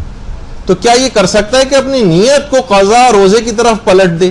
یہ مستحب روزہ جو ابھی اس نے رکھا ہوا ہے کہ ٹھیک ہے میں مستحب روزہ نہیں کر رہا، میں اب اپنے قضا روزے کی طرف نیت کو بدل رہا ہوں. تو اس کا جواب ہے کہ نہیں، ایسا نہیں کر سکتا. یہ اپنے مستحب روزے کی نیت کو قضا روزے کی نیت کی طرف تبدیل نہیں کر سکتا. اچھا، اسی طرح سے ایک مسئلہ پیش آتا ہے، بہت زیادہ بیمار اشخاص جو کہ اپنی صحت یابی سے مایوس ہوں. بہت سے افراد دیکھیے ہر طرح کے سوالات آتے ہیں کہ کیا ایسے افراد جن کو پتہ ہے کہ اب میں کبھی ساری زندگی اب صحت یاب نہیں ہو سکتا، بلکہ میری زندگی اب اتنی نہیں رہی، تو کیا یہ اپنی زندگی میں اپنے ان روزوں کے قضا کروا سکتے ہیں کسی اور سے اجارے پر پیسے وغیرہ دے کے؟ تو جواب ہے کہ جی نہیں. انتقال کے بعد ہی صرف ایسا ہو سکتا ہے، اپنی زندگی میں کوئی شخص اپنے پیسے دے کر کسی اور سے اپنے قضا روزے نہیں رکھوا سکتا. دیکھیے ہر طرح کے سوالات ہوتے ہیں، تو اس میں یہ بھی سوال ہے. بہت سے افراد یہ بھی پوچھتے ہیں کہ حالت روزہ میں، کیونکہ سر ہے ہمارا وہ مثلا تیل وغیرہ جذب کر لیتا ہے، تو کیا حالت روزہ میں ہم تیل وغیرہ سر پہ لگا سکتے ہیں؟ جواب ہے کہ جی ہاں لگا سکتے ہیں، کوئی حرج نہیں ہے، تیل سر میں لگایا جا سکتا ہے. اسی طریقے سے بہت سارے افراد جو سر میں کلر وغیرہ لگاتے ہیں، یہ بھی پوچھتے ہیں کہ حالت روزہ میں خضاب کرنا ہے، سر میں کوئی کلر لگانا، یہ جائز ہے؟ تو جواب ہے کہ جی ہاں بالکل جائز ہے. حتیٰ کہ چہرے پر جو کریمیں لگائی جاتی ہیں جو اپنے اندر کھال سے اندر جذب بھی ہو جاتی ہیں، ان کو بھی لگانے کی اجازت ہے. بہت سے افراد یہ پوچھتے ہیں کہ جناب کان میں اگر پانی چلا جائے نہاتے وقت تو کیا اس سے روزے پر کوئی فرق پڑتا ہے؟ جواب ہے کہ جی نہیں، کوئی فرق نہیں پڑتا. کان میں پانی چلا جائے تب بھی روزہ بالکل صحیح رہتا ہے. ایک بات اور بھی دماغ میں رہے کہ اگر مستحبی روزہ رکھنا، اولاد مستحبی روزہ رکھ رہی ہے لیکن مثلا والدین کو اذیت پہنچ رہی ہے ان کے روزہ رکھنے سے، تو اولاد کا مستحبی روزہ رکھنا حرام ہو جاتا ہے، حرام ہو جاتا ہے. تو اچھا، بعض اوقات یہ ہوتا ہے کہ ان کو ایسے اگر ان روزہ رکھ بھی لیا تو روزہ ان کا غلط ہو جائے گا. اگر والدین کو اذیت پہنچ رہی، مثلا ان کی جسمانی حالت ایسی کہ والدین کو اذیت ہو رہی، فکر مند ہوئے جا رہے ہیں کہ اس نے روزہ کیوں رکھ لیا، مستحبی روزہ، ابھی بیماری سے اٹھی ہے، اتنی زیادہ کمزور ہے، گری پڑی جا رہی ہے، چکر اس کو آتے ہیں، ان کو اذیت پہنچ رہی، تو اولاد کے لیے پھر مستحبی روزہ رکھنا جائز نہیں ہوتا، حرام ہو جاتا ہے. اچھا، ایک سوال لوگوں نے یہ بھی اکثر پوچھتے ہیں کہ روزے میں جو کفاروں کی رقم ہے اس سے کیا ہم کسی غریب کی شادی میں کھانا کروا سکتے ہیں؟ مثلا کھانا ہم کروا رہے ہیں، اس کے پاس کھانے کے پیسے نہیں، ہم نے کہا ٹھیک ہے ہمارے پاس بہت سارے کفاروں کے پیسے ہیں کئی سالوں کے، تو اس سے تمہارے کھانا ہو جائے گا شادی، کسی غریب کی شادی کا کھانا. جواب ہے کہ جی نہیں، اس کی اجازت نہیں، کسی غریب کی شادی میں کوئی کھانا وانا اس طرح سے نہیں کروایا جا سکتا. اچھا، اسی طرح سے اپنے کسی واجب النفقہ رشتہ داروں کو بھی جن کا نفقہ خود ہم پر واجب ہو، کسی کا خرچہ ہم خود اٹھا رہے ہوں، تو نہ اس کو کفارے دیے جا سکتے ہیں، نہ فدیہ دیا جا سکتا ہے، اور نہ ہی فطرہ دیا جا سکتا ہے. تو اپنے واجب النفقہ یعنی جن کا نفقہ ہم پر واجب ہے، جن کو نان و نفقہ مہیا کرنا ہم پر واجب ہے، ہم ان کو اپنے یہ واجب چیزیں نہیں دے سکتے، نہ کفارے، نہ فدیے اور نہ فطرے. ہاں، ایک بات اور بیان کر دی جائے بھی، کیونکہ اس سے پہلے روزہ توڑنے کی ایک بات آئی تھی کہ اجارے پر اگر کوئی شخص روزے رکھ رہا ہو، اجارے پر پیسے لیے ہیں اور روزہ رکھ رہا ہو، تو کیا وہ ظہر کے بعد اپنے اجارے کے روزے کو توڑ سکتا ہے؟ یہ ایک دلچسپ مسئلہ ہے، کیونکہ آپ نے اس سے پہلے سنا تھا کہ ظہر کے بعد اجازت نہیں ہوتی اپنے قضا روزوں کی، لیکن اجارے کے ذریعے جو ہم نے اپنے اوپر واجب کیا ہے روزہ، اس کو ظہر کے بعد بھی جان بوجھ کر بھی توڑا جا سکتا ہے. بس یہ کہ اس روزے کو رکھنا پڑے گا جو ہم نے معاہدہ کیا ہوا ہے، ظاہر ہے روزے رکھنے کا، اس کو بعد میں کسی دن پورا کر دیں، لیکن یہ کہ اجارے کے روزے کو جب چاہیں جان بوجھ کر بھی توڑ سکتے ہیں، ظہر کے بعد بھی توڑنے کی اجازت ہے. بہت سے روزے دار افراد ایسے ہوتے ہیں جن کے منہ سے خون آنے لگتا ہے حالت روزہ میں، تو ٹھیک ہے، اب اس خون کو تو ظاہر پی نہیں سکتے، اس کو تھوک دینا جو ہے واجب ہے، بس یہ کہ حلق سے نیچے وہ نہ اترے، لیکن اس سے روزے پر کوئی فرق نہیں پڑتا، روزے پر کوئی فرق نہیں پڑتا۔ اور بہت سارے افراد ایسے ہیں کہ وہ جب ٹوتھ برش کرتے ہیں حالت روزہ میں تو منہ سے ہلکا سا خون نکل آتا ہے، لیکن اتنا معمولی سا کہ ہلکا سا ہمیں ذائقہ محسوس ہو رہا ہے اس کا، لیکن وہ ہمارے تھوک میں گھل مل کر ختم ہو رہا ہے۔ تو یہ جائز ہے، اس کو اگر نگل بھی لیں تو صحیح، لیکن بہرحال اگر احتیاط کرنا چاہیں تو زیادہ اچھا ہے کہ اس کو بھی پھینک دیں، لیکن اگر وہ اپنی حیثیت اپنی شکل ہی ختم کر کے رکھ دیں، مستہلک ہو جائے، ہلاک ہو جائے، ختم ہو جائے، وہ خون کہیں ہمارے منہ میں نظر نہیں آ رہا ہو، تھوک میں گھل مل کے اتنا معمولی سا تھا، تو اس کو تو نگلنے کی بھی اجازت ہے، کیونکہ وہ اس کی اب حیثیت ہی ختم ہو گئی، تھوک میں گھل مل کے ختم ہو گیا۔ لیکن جو اس سے پہلے تصویر میں آپ نے دیکھا کہ وہ زیادہ تھا، تو پھر اس کو تو تھوکنا ہی واجب ہوگا اور اس کو نگلنے کی اجازت نہیں ملے گی۔ خواتین ایک چیز مسئلہ اور پوچھتی ہیں، وہ ہے خواتین اپنے نسوانی چیک اپ کے اعتبار سے ایک مسئلہ خواتین کا آتا ہے کہ کسی گائنیکالوجسٹ وغیرہ کو دکھانا ہے اور وہ نسوانی چیک اپ کرے گی تو حالت روزہ میں اس کو کروانے کی بھی اجازت ہے، اس سے روزے پر کوئی فرق نہیں پڑتا۔ اچھا، اسی طریقے سے ایک سوال یہ بھی پوچھا جاتا ہے کہ کوئی خاتون بیمار ہے مثلا اور وہ روزہ نہیں رکھ سکتی، اور بعض اوقات اس کی بیماری اگلے سال تک طول کھینچ جاتی اور فدیہ وغیرہ واجب ہوتا ہے، لیکن عورتیں کیونکہ عام طور پر ظاہر ہے کماتی نہیں ہیں، اپنے شوہروں ہی کے اوپر ڈیپینڈنٹ ہوتی ہیں عام حالات میں، ویسے الگ جہاں پہ خود مختار ہیں وہ الگ بھی معاملات ہوتے ہیں، لیکن عمومی طور پر تو کیا ان کے شوہروں پر واجب ہے کہ ان عورتوں کے فدیے نکالیں اپنی بیویوں کے؟ یعنی کیا شوہر پر واجب ہے کہ اپنی بیوی کا فدیہ نکالے جو اس کو اگلے سال تک اس کی بیماری طول کھینچ گئی؟ تو اس کا جواب یہ کہ شوہر پر بیوی کا فدیہ نکالنا واجب نہیں، اور اس کے پاس اپنا بھی کوئی پیسہ نہیں ہے تو فی الحال تو اس پر سے معاف ہو جائے گا معاملہ۔ جب بھی کبھی اس کی اپنی ذاتی استطاعت ہوگی عورت کی، جو بیمار ہے، زخمی ہے، کوئی بھی ایسی چیز کہ اگلے سال تک یہ روزہ رکھنے کے بھی قابل نہیں، اگر اگلے سال تک روزہ رکھ لے گی تو پھر تو فدیہ بھی نہیں ہوگا اس کے اوپر، بیمار جو ہو گئی تھی اس سال، اگلے سال کے درمیان اس کو اپنے روزے کی قضا کر لینا، لیکن اگر بیماری اگلے سال تک طول کھینچ گئی تو فدیہ اس کے اوپر واجب ہو جائے گا۔ تو فدیہ جو ہے وہ یہ اپنے پیسوں ہی سے نکالے گی، شوہر کے اوپر واجب نہیں ہوگا کہ بھائی اور چیزوں کی ذمہ داری بھی شوہر اٹھا رہے تو وہ فدیوں اور کفاروں کی ذمہ داری بھی اس کی اٹھائے، نہیں، یہ شوہر کی ذمہ داری نہیں۔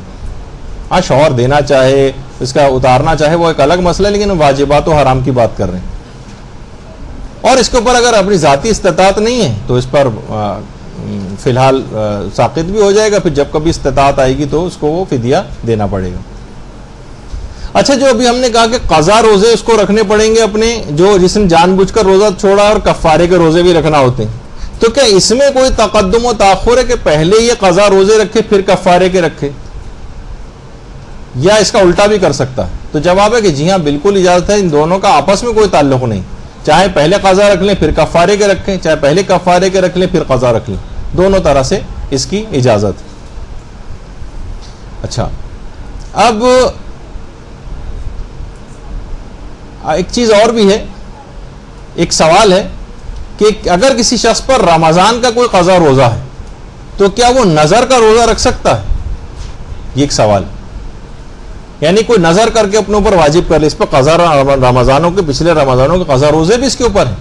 کیا یہ نظر کر کے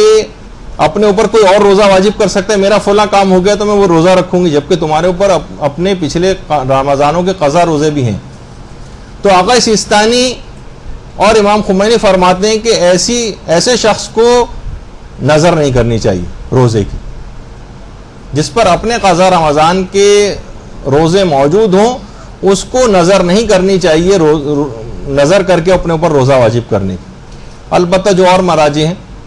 جیسے آیت اللہ وحید خراسانی آج کل وہ اجازت اس کی دیتے ہیں۔ اچھا، کوئی عورت، کوئی بلکہ بیوی اپنے شوہر کی اجازت کے بغیر روزے کی نظر کر سکتی ہے؟ مستحب روزے، واجب روزے میں تو شوہر کی اجازت نہیں چاہیے، یعنی وہ نظر کر رہی ہے تو اس کو کیا شوہر سے اپنے پوچھنا پڑے گا کہ کیا میں روزہ رکھ لوں؟ تو امام خمینی اور آقا خامنہی فرماتے ہیں اس کی یہ نظر باطل ہے اگر شوہر سے اس نے اجازت نہیں لی۔ شوہر سے اجازت لینا چاہیے نظر کر کے اپنے اوپر روزہ واجب کرنے کی، یہ الگ سے ایک مسئلہ۔ اور آقا خوئی ہیں جیسے یا مثلاً آقا سیستانی ہیں، وہ یہ فرماتے ہیں کہ اگر منافی حق شوہر نہ ہو، یعنی شوہر کا اگر ازدواجی حق ضائع نہ ہوتا ہو تو وہ رکھ سکتی ہے، اور اگر حق ضائع ہو رہا ہے تو پھر نہیں رکھ سکتی. اچھا، پھر اس کے بعد ایک بات اور بیان کر دی جائے کہ دیکھیے، کیونکہ ہم آج متفرق بہت سارے چھوٹے چھوٹے الگ الگ مسئلے، اگلی دفعہ ذرا ترتیب کے ساتھ مسئلے آئیں گے، کیونکہ فدیے کے مسئلے آئیں گے، کفارے کے مسئلے آئیں گے، اور بہت سارے مسئلے اس طرح کے آئیں گے، فطرے کے مسئلے آئیں گے. یہ کوڑا کیوں دکھایا جا رہا ہے آپ کو؟ وہ اس وجہ سے کہ روزہ عمدن روزہ چھوڑنے کی سزا میں حکومت اسلامی میں تعزیر، اس کے اوپر اس کو تعزیر کے طور پر ایک سزا دی جاتی. یعنی اپنے جو شخص روزے اب تک نہیں رکھ رہا، جان بوجھ کر روزہ چھوڑ رہا ہے، اور حاکم شرع کو پتہ چل جائے کہ یہ روزہ چھوڑ رہا ہے. دیکھیے، اور کسی چیز احکامات میں اتنی سختی نہیں دکھائی دیتی، لیکن روزہ اگر کوئی شخص اس انداز سے چھوڑ رہا ہے تو اس کو تعزیر کی جائے گی. یعنی اسے قضا اور کفارہ تو ادا کرنا ہی، قضا بھی رکھنا ہے، کفارہ بھی رکھنا ہے. پہلی تعزیر یہ کہ اس کو 25 کوڑے لگائے جائیں گے. تم نے کیوں روزہ جان بوجھ کر چھوڑا؟ روزہ رکھ لے تو صحیح. دوسری دفعہ اس نے پھر روزہ نہیں رکھا، اب اس کو 25 تعزیرانے مزید لگائے جائیں گے.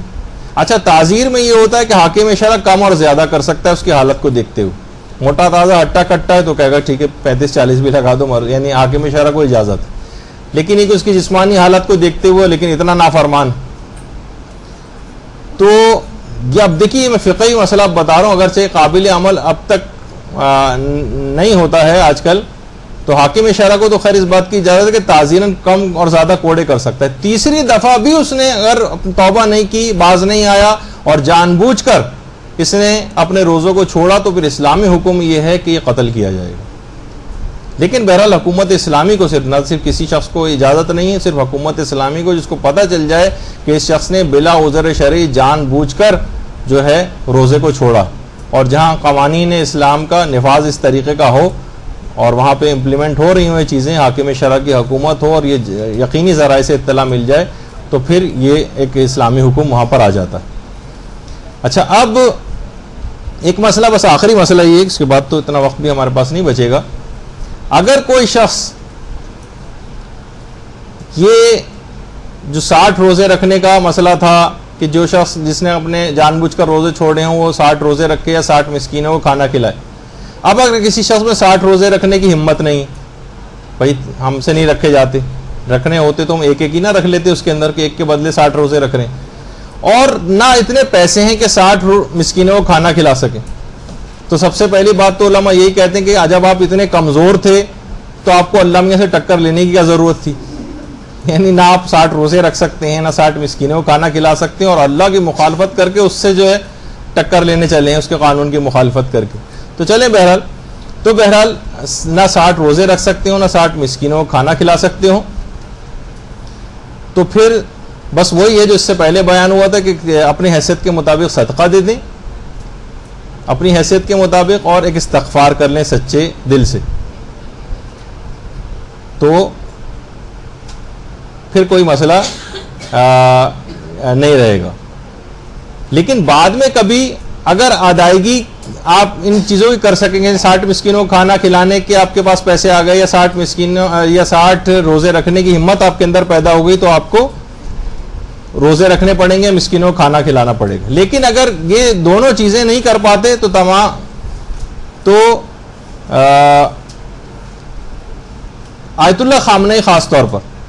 اور آیت اللہ ناصر مکارم شیرازی بھی اس کے اندر شامل ہیں، وہ فرماتے ہیں کہ پھر اس پر سے تکلیف ساقط ہے اور کوئی کفارہ وغیرہ بھی آئندہ زندگی میں اس پر لازم نہیں ہوگا. علماء، زیادہ تر علماء تو فرماتے ہیں کہ اس پہ دوبارہ وہ چیزیں کرنی پڑیں گی. اگر اس میں حیثیت آ گئی جسمانی طور پر، یا حیثیت آ گئی کھانا کھلانے کی، تو کھانا کھلائے گا یا روزے رکھے گا. لیکن آیت اللہ خامنئی یہ فرماتے ہیں کہ نہیں، اگر اب اسی وقت کا مسئلہ ہے، اگر یہ ابھی نہیں رکھ پا رہا اور ابھی اس پر سے اس کے پاس پیسے نہیں ہیں، جسمانی صحت نہیں ہے، تو اس پر سے تکلیف شرعی ساقط ہو جائے گی اور کفارے کا دوبارہ اس کے اوپر آنا لازم نہیں ہوگا، وہ چیزیں معاف ہو جائیں گی. تو بہرحال آج کی حد تک گفتگو یہاں پر آج ہم روک رہے ہیں. سوالات کا ایک انبار یہاں پہ مجھے آپ لوگوں کا ماشاءاللہ نظر آ رہا ہے، لیکن واقعی روزے کے مسئلے ہیں بھی اتنے زیادہ. جیسے میں نے کہا کہ ابھی پچھلے ہم نے بیان کی، آج اگلی کلاسوں میں اور اس کے بعد بھی شاید 8-9 گھنٹے کے فقہ مسئلے اور رہ جائیں. تو وہ آپ اپنے طور پر اب دیکھیے، ابھی یہ ہمیشہ ایک بات اور دماغ میں رکھ لیں کہ جب کوئی بھی تقریر کرنے والا جب کنکلوڈ کر رہا ہوتا ہے تو اس کے آخری والے جو باتیں ہیں وہ بھی توجہ کے ساتھ سننی چاہیے. اور اس سے کیا ہوتا ہے، ہو سکتا ہے کوئی اہم بات میں بیان کرنے جا رہا ہوں تو وہ میرا بھی اب دل نہیں چاہے گا اس کو بیان کرنا. تو اب آپ کوشش یہ کریں کہ کسی بھی اعتبار سے توضیح المسائل کا مطالعہ کریں، یا مدرسے کی طرف سے ابھی مجھے پتہ نہیں ہے، میں ابھی جا کے معلوم کروں گا کہ ایک ہم نے خاص ایک آپ لوگوں کو وہ دیا تھا ایک سوال نامہ کہ آپ کے رمضان اور روزے کی معلومات کتنی ہیں، اس کو اگر آپ واقعی کتابوں سے نکال کر علماء سے پوچھ کے اگر اس کو آپ بھریں تو آپ کو بہت زیادہ فائدہ ہوگا. اور کتابچوں میں خاص طور پر جو ہمارے ڈسٹینس لرننگ کے بکلیٹس ہیں اس کے اندر روزے کے جو احکام ہیں، روزے کے احکام وہ تقریباً 350-400 فقہی مسئلے، صرف چھوٹے چھوٹے سوال ٹرو اور فالس کی صورت میں جو ہیں وہ آپ 300-400 مسئلے ایسے ہی ورق گردانی کرتے ہوئے اگر آپ وہ کتابچے خرید لیں یا آپ کے پاس موجود ہو تو اس میں روزے والے سیکشن کو نکال کے 10-10 سوال تقریباً ہر کتابچے کے اندر ہیں، تو اچھے خاصے سوال آپ کے کور ہو جائیں گے اور آپ کو بہت سی معلومات، نئی انفارمیشن مل جائے گی. لیکن صرف اس پہ کی حد تک نہیں کہ یہاں پہ کیونکہ بیان نہیں ہوئے تو ظاہر ہے ہم کیا کرتے نہیں، ابھی بھی علماء کے کیسٹس موجود ہیں، کتابیں موجود ہیں، توضیح المسائل ہے، استفتاءات کی کتابیں ہیں جو اردو میں ہیں، وہ آپ لے کر پڑھ سکتی ہیں. تو آج کی حد تک گفتگو یہاں پر روک رہے ہیں. وصلی اللہ علی محمد وآلہ الطیبین الطاہرین. اللجن اللجن يا مولا اللجن اللجن اللجن اللجن اللجن اللجن اللجن يا صاحب السماء